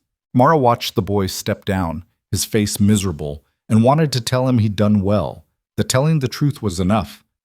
But she couldn't speak, could only watch as the trial ground forward. Next came Jonah. He walked to the stand slowly, one hand pressed to his side, and Judge Matthias allowed him to remain seated while testifying. Hutchins established his credentials: former firefighter, experience in identifying fires and their causes, before moving to the night in question. "Mr. Reddick, tell the jury what you witnessed on October 15th. Jonah's voice was steady, his gaze moving across the jury. "I was riding past the Calhoun property around dusk. I saw 4 men gathering near the property line. They were preparing torches, wrapping cloth around bottles, soaking them in what looked like kerosene. I recognized 2 of them, Dutch Farrell and Billy Hess. Both work for Silas Crowell." "What did you do?" This was the hard part, and Jonah didn't flinch from it. "Nothing. I rode on. I'd seen enough violence during the war and after. I told myself it wasn't my business, that I was done getting involved in other people's troubles." "When did you change your mind?" About an hour later, I heard screaming, a child screaming. I knew that sound. I'd heard it before during the war, in fires where people couldn't get out. It cut through every excuse I'd been telling myself. I turned back. What did you see? The Calhoun house fully engulfed, the 4 riders circling, making sure no one escaped. Mrs. Calhoun had managed to get herself and her son out the back, but they were trapped. I fired warning shots, told the riders the sheriff had been sent for. They scattered. I helped Mrs. Calhoun and Thomas get to safety. And you're certain the men you saw preparing torches were the same men you saw at the burning house? Absolutely certain. Blackwood rose for cross-examination, his expression one of pity. Mr. Reddick, you have quite a history, don't you? Firefighter during the war, then Chicago, where you were involved in an incident that resulted in a child's death? Jonah's jaw tightened. Yes. And after that tragedy, you became a drifter, drinking heavily, moving from town to town, no permanent employment. Would you say you were a reliable witness on the night in question? Or were you perhaps intoxicated, seeing things that weren't there? I was sober. I know what I saw. You also admit to riding past while men were preparing to commit arson and doing nothing. That's quite a confession. Some might say a man with that kind of guilty conscience would be willing to say anything to make amends, even if it meant falsely accusing innocent men. I'm not falsely accusing anyone. I saw Dutch Farrell and Billy Hess preparing torches. I saw them at the burning house. Those are facts. Or they're the desperate inventions of a man trying to be a hero for once in his miserable life. Objection! Hutchins was on his feet. Counsel is attacking the witness, not his testimony. Sustained, Mr. Blackwood. Stick to the facts. But again, the damage was done. Blackwood had painted Jonah as an unreliable drunk seeking redemption through false testimony. Mara saw it in the jurors' faces, doubt creeping in, questions forming. She clenched her hands so hard her nails drew blood. When it was finally her turn to testify, Mara walked to the stand with her head high. She'd survived fire and loss and men trying to kill her child. She could survive this. Hutchins led her through her story, the threats, the intimidation, the night of the fire. She described pulling Thomas through the flames, the heat that seared her skin, the terror of knowing men were trying to murder them both. Mrs. Calhoun, why do you believe Silas Crowell was behind the fire? Because Dutch Farrell told me himself. He came to my property with 2 other men and said Mr. Crowell wanted my land. When I refused to sell, he said accidents happen to women alone. 3 weeks later, my house burned. That's not a coincidence. And you're certain it was arson, not an accident? I watched men throw torches through my windows. I heard them circling the house, making sure we couldn't escape. That wasn't an accident. That was attempted murder. Blackwood's cross-examination was brutal. He questioned her memory of the fire, suggested the trauma had confused her recollection. He implied she was a bitter widow looking for someone to blame, that her refusal to sell had been unreasonable stubbornness. He painted her as difficult, combative, someone who'd brought trouble on herself. Mrs. Calhoun, isn't it true that you broke into Mr. Crowell's property and stole a private ledger? I took evidence of a crime. You committed a crime to obtain that evidence. Breaking and entering, theft, those are serious charges. Why should this jury believe anything you say when you've proven yourself willing to break the law? Mara met his eyes without flinching. Because I'm telling the truth. Silas Crowell tried to burn my son alive. He paid men to do it, and his own records prove it. I took that ledger because the law wouldn't help me, because the sheriff in Redwater is too scared of Crowell to do his job, because if I didn't fight back, my boy would be dead and I'd be next. You can call that breaking the law if you want. I call it survival. The courtroom was dead silent. Even Blackwood seemed momentarily at a loss for words. Then he recovered, smoothing his expression back to professional skepticism. No further questions. The ledger itself was entered into evidence, and Hutchins walked the jury through the relevant entry. Payment to Dutch Farrell, $50, dated October 14th. Notation, special assignment, Calhoun problem. Gentlemen, this is Mr. Crowell's own handwriting, confirmed by samples of his signature on legal documents. You paid Dutch Farrell the day before the fire to handle the Calhoun problem. What clearer evidence of conspiracy could you ask for? Blackwood argued that the notation was ambiguous, could mean anything, that the ledger had been stolen and therefore its chain of custody was compromised. Back and forth they went, legal arguments that made Mara's head spin. But through it all, the ledger sat on the evidence table, its damning words impossible to ignore. The prosecution rested. The defense called its own witnesses, ranch hands who swore Dutch Farrell and Billy Hess were on Crowell property all night on October 15th, that the men never left. The testimonies were too polished, too perfect, and several jurors looked skeptical. Hutchins tore into them on cross-examination, pointing out inconsistencies, highlighting their obvious loyalty to Crowell. Then Crowell himself took the stand. He was confident, aggrieved, playing the role of a successful businessman unfairly targeted by a vindictive woman. Yes, he'd wanted to buy the Calhoun property. Yes, he'd made an offer. But when Mrs. Calhoun refused, he'd respected her decision. The notation in his ledger? A payment to Farrell for legitimate work, specifically investigating disputed water rights near the Calhoun property. The fact that the house burned the next day was tragic, but coincidental. Mr. Crowell, Hutchins said during cross-examination, are you really asking this jury to believe that Calhoun problem referred to water rights and that it's pure coincidence the house burned the very next day? I'm telling the truth, Mr. Hutchins. I had no reason to harm Mrs. Calhoun. I'm a successful rancher. I don't need to resort to violence to get what I want. Except you did want her land, badly enough to make multiple offers, send men to threaten her, and finally resort to arson when she wouldn't comply. That's a lie. Is it? Your own foreman testified that you were furious when Mrs. Calhoun rejected your final offer, that you said, and I quote, "That stubborn bitch will regret not taking my money." Crowell's face darkened. That was taken out of context. I was frustrated, yes, but I never ordered anyone to harm her. But you paid Dutch Farrell $50 to handle the problem, and he handled it by burning her house down with her and her son inside. I paid him to investigate water rights. You paid him to commit murder. The courtroom erupted. Matthias hammered his gavel, calling for order, while Crowell's face went purple with rage. For a moment the mask slipped, and Mara saw the real man underneath, arrogant, entitled, genuinely angry that he was being held accountable. Then he controlled himself, smoothing his features back to injured dignity. The trial continued for 3 more days. Dutch Farrell and Billy Hess both testified, both claiming innocence, both insisting they'd been on Crowell property that night. But under Hutchins' cross-examination, cracks appeared. Farrell couldn't explain why he'd been paid $50, a huge sum for a ranch hand, for what he claimed was a single day's work. Hess's story kept changing, small details shifting each time he told it. The final witness was an expert on handwriting who confirmed the ledger notation was definitely in Crowell's hand. The defense tried to discredit him, but the man's credentials were impeccable. On the morning of the 4th day, both sides gave closing arguments.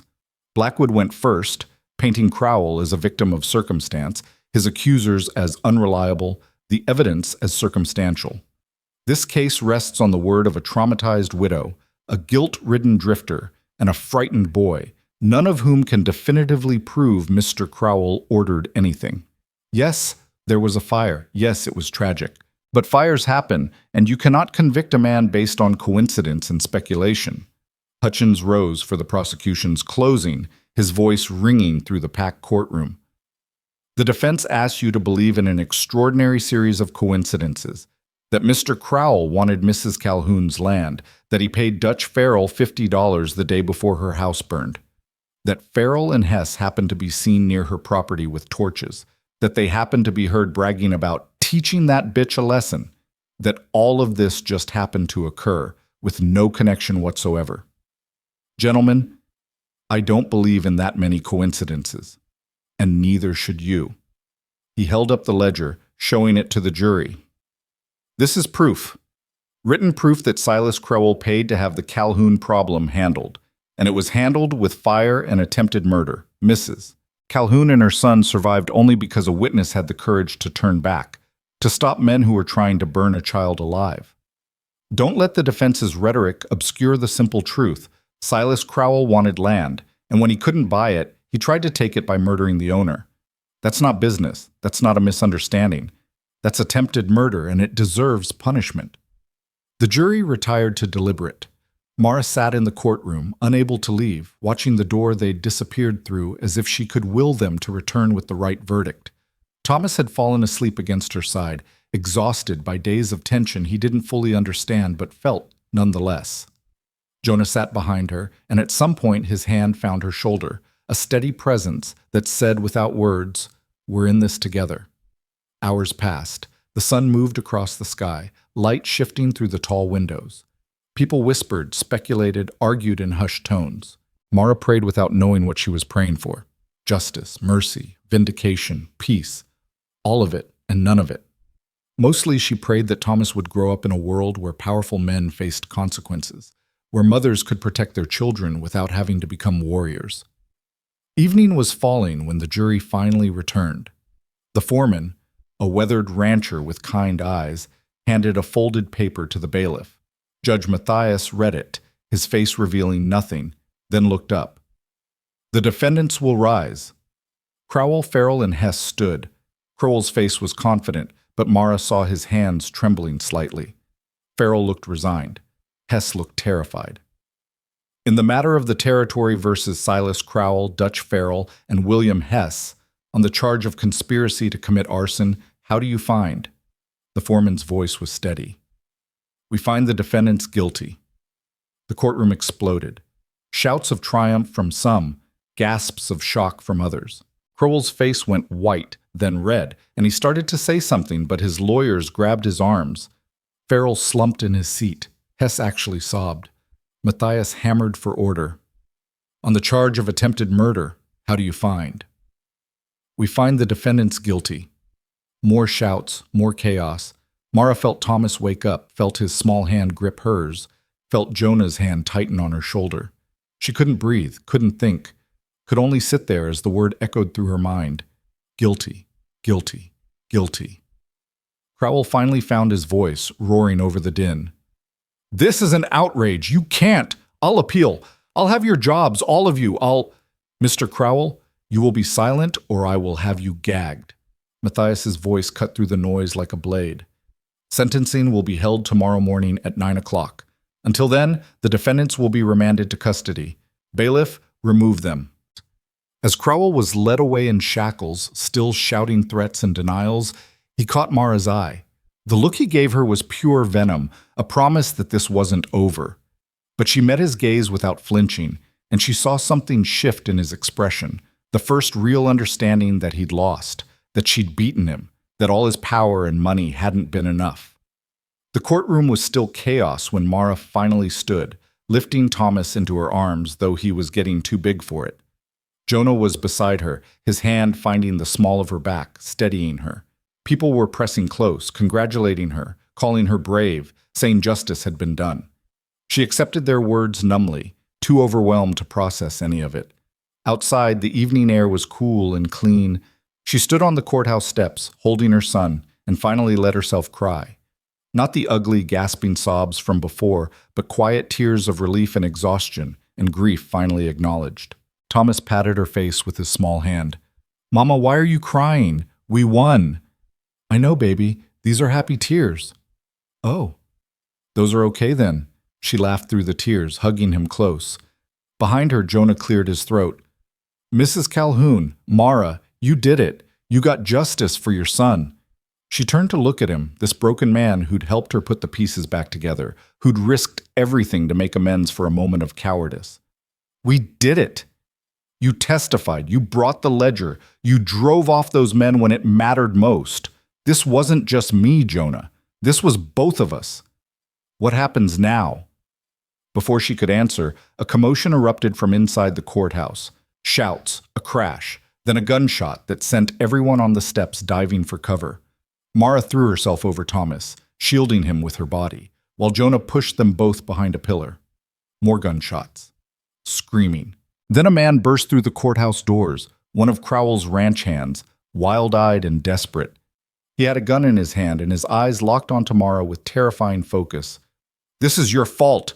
You destroyed everything. Mr. Crowell gave us all jobs, and now—" Jonah stepped between them, empty-handed but resolute. "Put the gun down. It's over." It's not over until that bitch pays.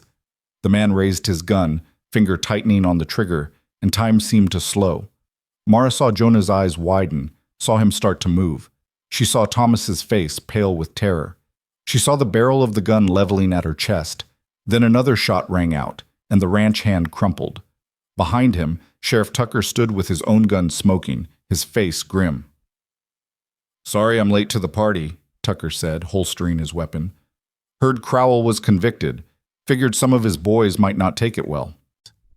The irony wasn't lost on Mara. Tucker, who'd refused to help her, who'd been in Crowell's pocket, finally doing his job now that Crowell's power was broken. But she was too shaken to call him on it. Jonah was checking her and Thomas for injuries, his hands gentle despite their trembling, and she realized how close they'd come to losing everything in the moment of victory. "We're okay," she told him. "We're okay." But her voice shook, and Thomas was crying now, frightened by the gunfire and the chaos. She held him close, rocking him, while Jonah's arm came around them both, sheltering them from the crowd that was gathering, from the questions and the noise and the terrible reminder that vengeance didn't die with a guilty verdict. Judge Matthias appeared, his face furious. "Get that boy to safety. Mrs. Calhoun, I'm posting guards at your hotel tonight. Clearly some of Crowell's supporters haven't accepted reality yet." The sentencing the next morning was swift. Silas Crowell was given 20 years in territorial prison for conspiracy to commit arson and attempted murder. Dutch Farrell got 15 years. Billy Hess, being younger and less clearly the instigator, got 10. All three would serve their sentences far from Redwater, far from the empire Crowell had built through intimidation and violence. As Crowell was led away in chains for the final time, he didn't look at Mara. His shoulders were slumped, his face aged overnight by the weight of consequences he'd never expected to face. He was just a man now, stripped of power and pretense, headed for a cell where money and influence meant nothing. Standing in that courtroom, watching justice finally served, Mara felt something loosen in her chest, a knot of rage and fear she'd been carrying since the night the flames consumed her home. It didn't disappear completely, might never disappear, but it loosened enough that she could breathe fully for the first time in weeks. Thomas tugged on her hand. "Can we go home now, Mama?" Home. The word caught her, reminded her that home was ashes, that there was nothing left but scorched earth and memories. But then she looked at Jonah, standing beside them with his hand resting on Thomas's shoulder, and she realized home was never about buildings or land. Home was about the people you chose to stand with, the promises you kept, the futures you built from the rubble of the past.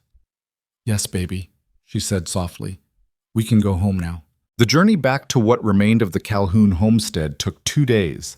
Mara drove a wagon borrowed from Mrs. Gaffney, loaded with supplies purchased from the settlement money Judge Matthias had ordered Crowell to pay, $5,000 in restitution for the destroyed property and attempted murder.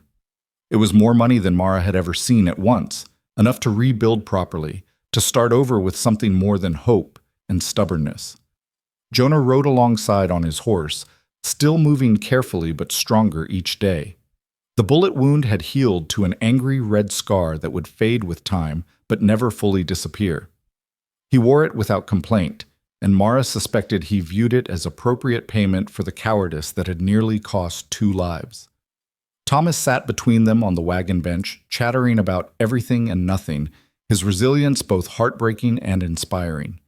Children adapted, found joy in small things, forgave what adults could never quite forget. When the burned remains of the house came into view across the Montana grassland, Mara pulled the wagon to a stop. She'd prepared herself for this moment, steeled herself against the grief that would come from seeing her life reduced to charred timber and ash. But nothing could truly prepare her for the reality of it. The chimney stood alone, a stark monument to what had been. The walls had collapsed inward, leaving only the stone foundation and scattered debris. The barn had survived, miraculously untouched by the flames, and the corral posts still stood, though the rails would need replacing. The land itself was unchanged, the same stubborn soil, the same endless sky, the same wind that carried the scent of sage and distance. "It's smaller than I remembered," she said quietly. Jonah dismounted and came to stand beside the wagon. "Most things are. Memory has a way of making everything bigger, the good and the bad. Thomas was staring at the ruins with wide eyes. That's where our house was? That's where it was, baby. But we're going to build a new one. Better and stronger. With a room for the horses? Despite everything, Mara smiled. With a room for the horses. They made camp that first night in the barn, clearing out years of accumulated dust and making space for bedrolls. It was cold and uncomfortable, but it was theirs. Mara lay awake long after Thomas fell asleep, listening to Jonah's breathing from his bedroll near the door, and tried to imagine what this place could become. The house she'd shared with James was gone, but maybe that was all right. Maybe holding too tightly to the past meant you couldn't reach for the future. Work began at dawn. Jonah, despite his protest that he was fine, was clearly not ready for heavy labor.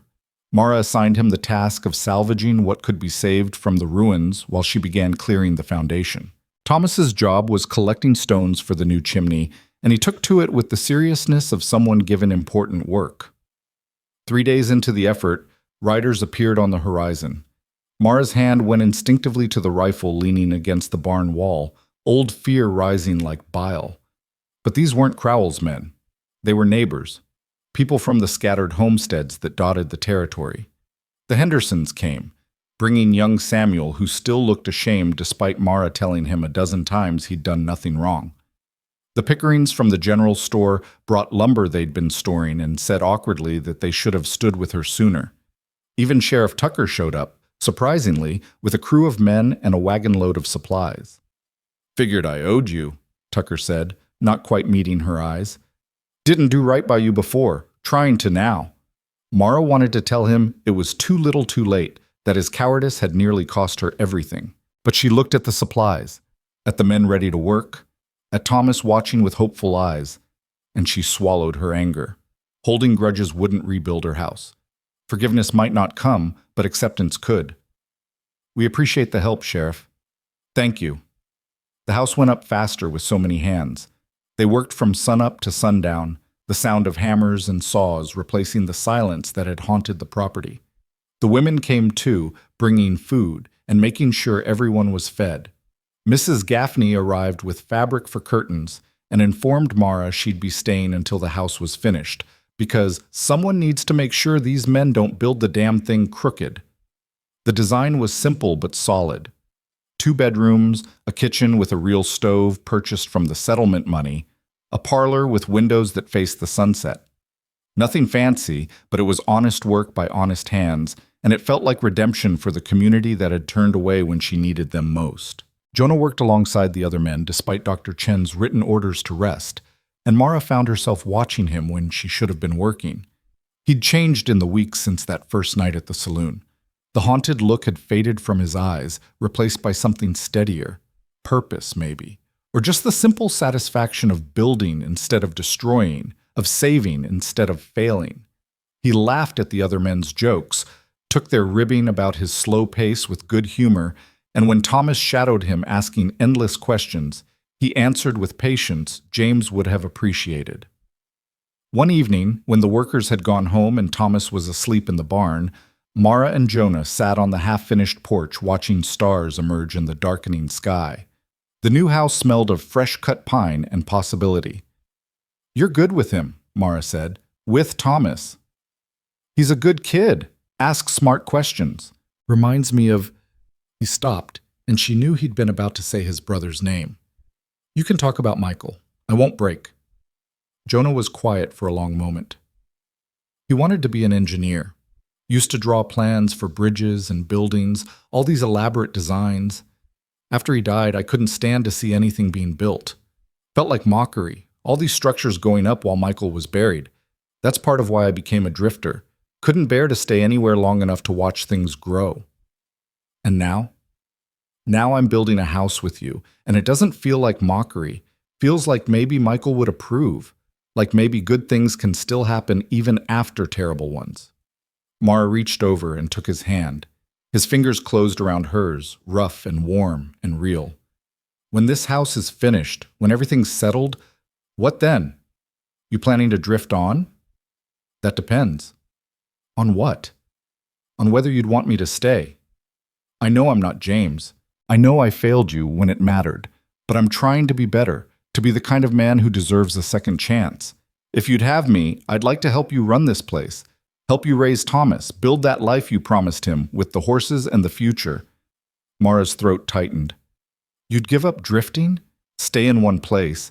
That's a big change. I've been drifting for 5 years, and it hasn't made me anything but lonely and useless. Maybe it's time to try something different. Maybe it's time to build something that lasts. She wanted to say yes immediately, but caution held her back. Thomas had to come first. I need to know you won't leave when things get hard, that you won't wake up one day and decide this life is too much responsibility, because if you stay, Thomas will get attached. I'll get attached. And I won't survive losing someone else. I can't promise I'll be perfect. Can't promise I won't make mistakes or have days where the guilt comes back hard. But I can promise I won't run. I'm done running, Mara. This place, you and Thomas, this is where I want to be, if you'll let me. She studied his face in the starlight, seeing the sincerity there, the hope mixed with fear of rejection. He'd saved their lives, risked his own, testified against powerful men, and taken a bullet meant for her. He'd earned a chance, maybe not forgiveness, but something close to it. All right, she said softly. You can stay, but we do this right. No rushing, no pretending everything's perfect. We build this the same way we're building the house, piece by piece, making sure the foundation's solid before we add the roof. Relief washed over his face. That's fair. That's more than fair. They sat together in comfortable silence, hands linked, watching the stars wheel overhead. Somewhere in the darkness, a coyote called. The wind rustled through the grass, and for the first time since James died, Mara felt like she wasn't facing the future alone. The house was finished 3 weeks later. The community gathered for a barn raising that turned into a proper celebration, with food and music and even some dancing once the sun went down. Thomas ran wild with the other children, shrieking with laughter, and Mara realized she hadn't heard him laugh like that since before the fire. The sound was medicine for wounds she'd forgotten she carried. Judge Matthias had sent word that all of Crowell's holdings were being liquidated to pay his various debts and legal judgments.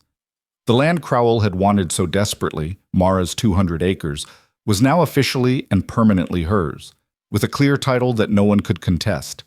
But more than that, some of Crowell's seized properties were being offered at auction, and several families who'd been run off their land years ago were buying back what had been stolen from them. Justice rippled outward, touching lives Mara had never known. As the party wound down and people began heading home, Mrs. Henderson approached Mara with Samuel in tow. The boy looked nervous but determined. Samuel has something he wants to say, Mrs. Henderson prompted. The boy cleared his throat.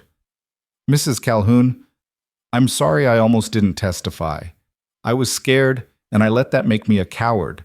But you didn't let being scared stop you, and that taught me something. About courage and doing what's right even when it's hard. Mara knelt down to his level. Samuel, you testified when it mattered. You told the truth despite being terrified. That's not cowardice. That's the bravest thing anyone can do. You helped put away the men who tried to kill my son. I'll never forget that, and I'll always be grateful. The boy's eyes got shiny with tears. Really? Really? You're a hero, Samuel Henderson. Don't let anyone tell you different. He hugged her impulsively, and Mara held him, this brave boy who'd risked everything for truth. When he pulled back, he was smiling, and some of the guilt that had been weighing on him seemed lighter. After everyone left, Mara stood in the new house, her house, and tried to imprint the moment in memory. The walls still smelled of fresh paint, the windows gleamed clean and new. The kitchen stove was cold but ready to be fired up for tomorrow's breakfast. It wasn't the house she'd shared with James, wasn't the home where she'd raised Thomas from infant to boy, but it was solid and safe and built by people who cared, and that meant something. Jonah found her there, Thomas asleep on his shoulder after the excitement of the day had finally caught up with him.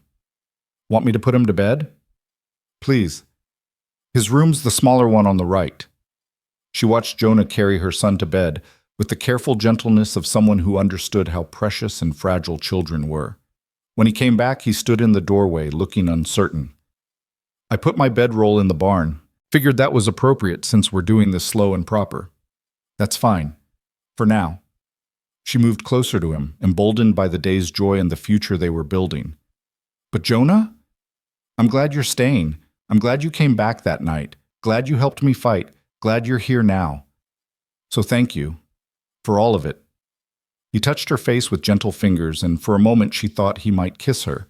Instead, he rested his forehead against hers, breathing her in, and whispered, "Thank you for letting me try again, for believing I could be more than my failures." They stood like that for a long moment, not quite lovers, but more than friends, two damaged people finding their way toward healing. Eventually, he pulled back and headed to the barn, and Mara locked the door of her new house and checked on Thomas one more time before going to bed in a room that smelled of pine and fresh starts. Winter came early that year, bringing snow that turned the Montana landscape into something pure and blank.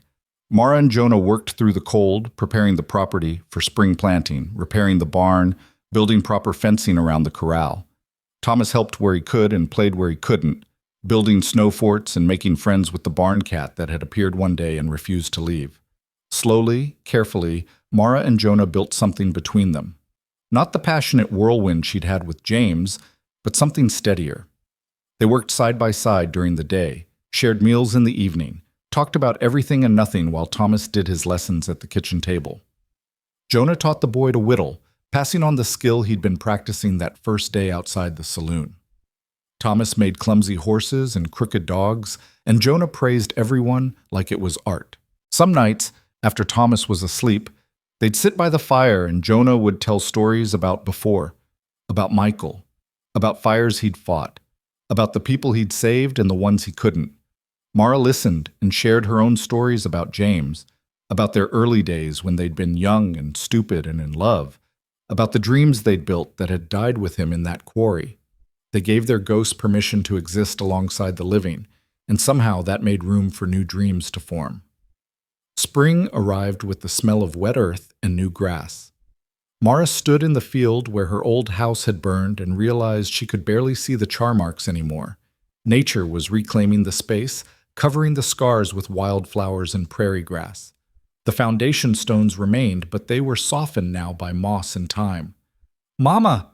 Thomas came running from the barn, breathless with excitement. "Mr. Reddick says today's the day. Come see." She followed him, curious, and found Jonah standing in the corral with the most beautiful colt she'd ever seen.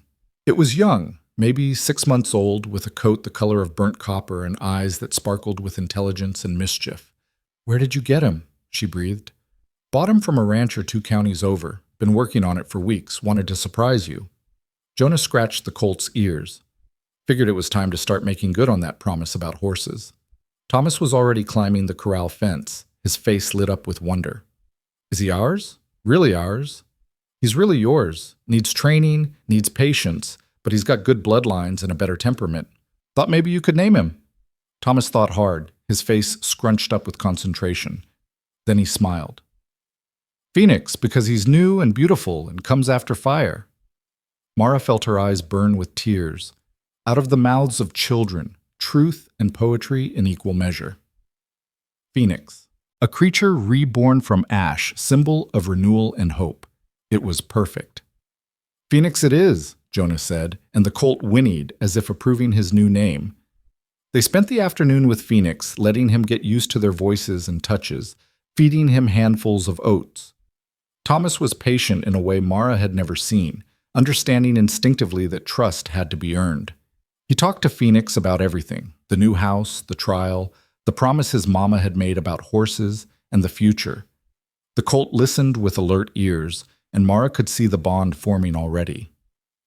That evening, after Thomas was asleep, Mara found Jonah on the porch watching the sunset. She sat beside him, close enough that their shoulders touched. "That was a good thing you did today, with the colt." Felt right. The boy deserved something good after everything he's been through. We all deserved something good. She paused, gathering courage. "Jonah, I've been thinking. About us. About what we're building here." He tensed slightly. "If you're having second thoughts..." "No. Opposite of second thoughts." She took his hand. "I know we said we'd go slow, and we have been, and that's been good. But I don't want you sleeping in the barn anymore. I want you in the house, with me, with us, as a family." Jonah was very still. "Mara, are you sure? I'm not James. I can't replace him." "I'm not asking you to replace him. I'm asking you to be Jonah, the man who came back, the man who helped me fight, the man who's teaching my son to whittle and bought him a colt and makes me laugh when I thought I'd forgotten how. That's who I want, if you want the same." He turned to face her, his eyes searching hers. Whatever he found there must have satisfied him because he smiled, slow and genuine and full of wonder. "I want the same. God help me. I want it more than anything." She kissed him then, soft and sweet and full of promise.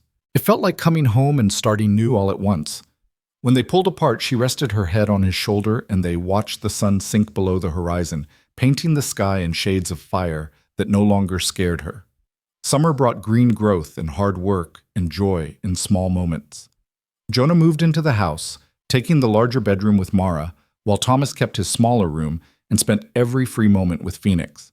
The colt was gentle and quick to learn, and by midsummer Thomas could lead him around the corral with confidence. Visitors came occasionally, bringing news from the wider world. Silas Crowell had died in prison. A heart attack, they said, brought on by rage and humiliation. Mara felt nothing at the news except relief that he couldn't hurt anyone else. Dutch Farrell and Billy Hess were still serving their sentences, and rumor had it both men had found religion and spent their days repenting. Judge Matthias sent a letter congratulating Mara on her rebuilding efforts and informing her that she'd become something of a legend in the territory. The widow who'd taken on a cattle baron and won. Other women facing similar troubles had started writing to her, asking advice, seeking courage from her example. Mara answered each letter carefully, offering what wisdom she could, always emphasizing that courage wasn't the absence of fear, but the refusal to let fear win. On Thomas's 7th birthday, they had a small party with neighbors and friends.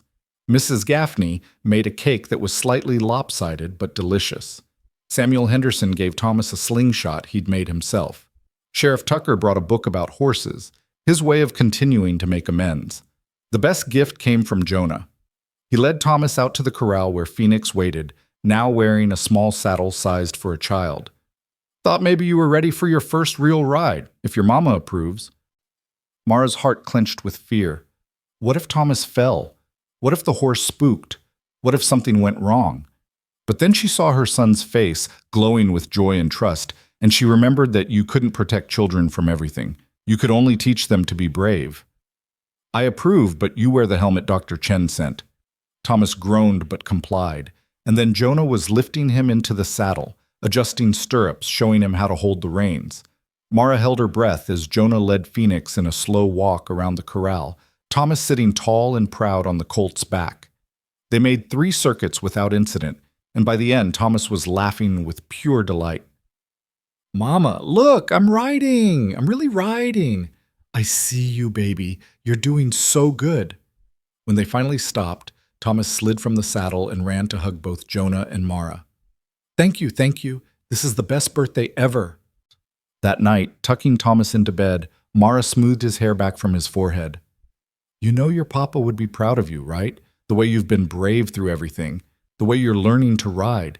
He'd be so proud." Thomas was quiet for a moment. Then he said, "Mama, is it okay if I love Mr. Reddick too? Not instead of Papa, but also?" Mara's throat closed up. "Oh, baby, of course it's okay. You can love lots of people. Love doesn't run out. And Mr. Reddick loves you too. He shows it every day. I know, he's teaching me stuff and he listens when I talk and he doesn't get mad when I make mistakes." Thomas yawned. "I think Papa would like him. I think they'd be friends." "I think you're right." She kissed his forehead. "Sleep now. We've got more riding lessons tomorrow." She found Jonah in the kitchen, and without saying a word, she wrapped her arms around him and held on tight. He held her back, and they stood there in the lamplight, 2 people who'd found each other through fire and grief and the desperate need for redemption. "He asked if he could love you," she whispered. "Said he didn't want to replace James, just also love you." Jonah's arms tightened. That boy is wise beyond his years. What did you tell him? That love doesn't run out. That it's okay to love lots of people. Do you believe that? His voice was carefully neutral. That there's room to love someone new while still loving the person you lost? She pulled back to look at him. I'm starting to. James will always be part of me. He gave me Thomas, gave me the strength to fight for this land. But he's gone, and I'm not. And I'm learning that honoring his memory doesn't mean closing my heart to everything else. So where does that leave us? It leaves us here, building a life or raising a boy, running a ranch.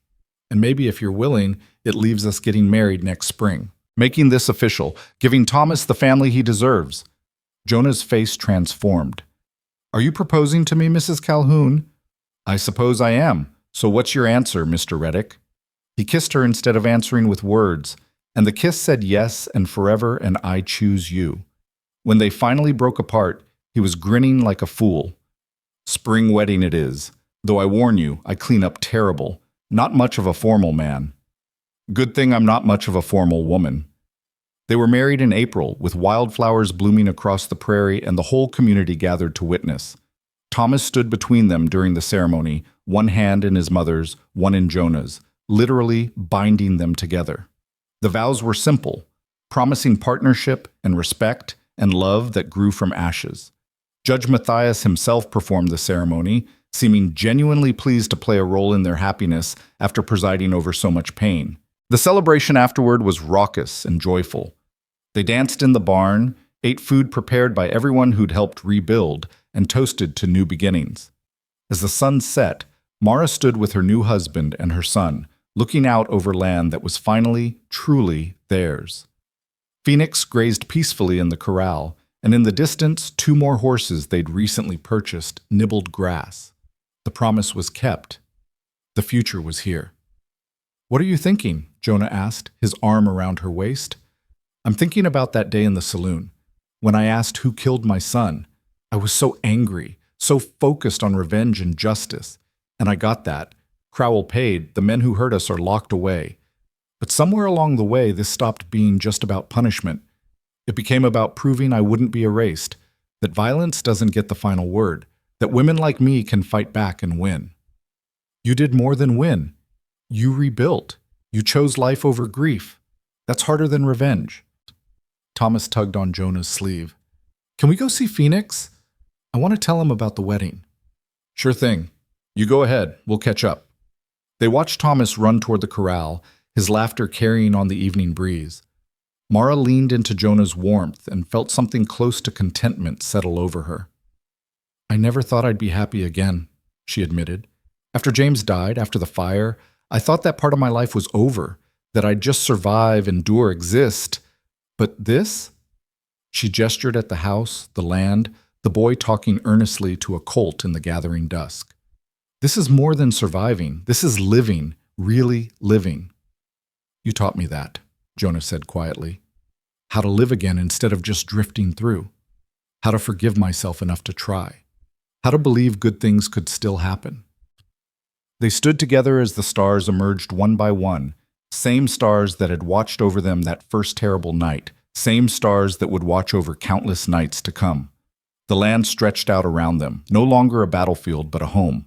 The house stood solid against the sky, built by community and determination. And the people who mattered most were here, safe and whole and choosing each other. Years would pass. Thomas would grow into a fine young man who trained horses with his stepfather's patience and his mother's determination.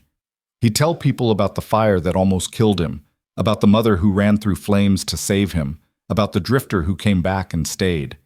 He'd marry eventually, bring his own children to visit the grandparents who'd built something lasting from ashes. Mara and Jonah would add more horses, expand the house, become pillars of their community. They'd weather droughts and hard winters, celebrate births and mourn deaths, live the ordinary, extraordinary life of people who'd chosen hope over despair. They'd fight sometimes, as all couples do, but they'd never walk away. The lesson of that first night, that turning back, that choosing to engage even when it's hard, matters more than anything, would guide them through every challenge. But that was all ahead of them. For now, on this April evening with wildflowers scenting the air and family gathered close, it was enough to stand together and know they'd survived. More than survived. They'd won. Not just the trial, not just the land, but something more precious, the right to be happy again. The permission to build new dreams on the foundation of old grief. Mara looked up at the stars, thinking of James, hoping he could see her now. Not broken, not destroyed by his loss, but carrying his memory forward into a life he'd be proud of. She thought of that desperate promise she'd made to Thomas about horses, never believing she'd actually fulfill it. But here they were. The horses grazing, the boy laughing, the land secured for generations to come. "Thank you," she whispered to the night, to James, to whatever force had brought Jonah back that terrible night, to the strength she'd found in herself when there was no other choice. "Thank you for not letting the fire win." Jonah squeezed her hand. Thomas called for them to come see Phoenix doing his new trick. And together, as a family, they walked toward the corral where a copper-colored colt waited in the gathering dark. Proof that beautiful things could rise from the deepest ash, that hope could be reborn even after the worst fires, and that sometimes the ending of one story was really just the beginning of another. The smoke had cleared, the flames had died, and what remained was life, messy and hard and absolutely worth fighting for.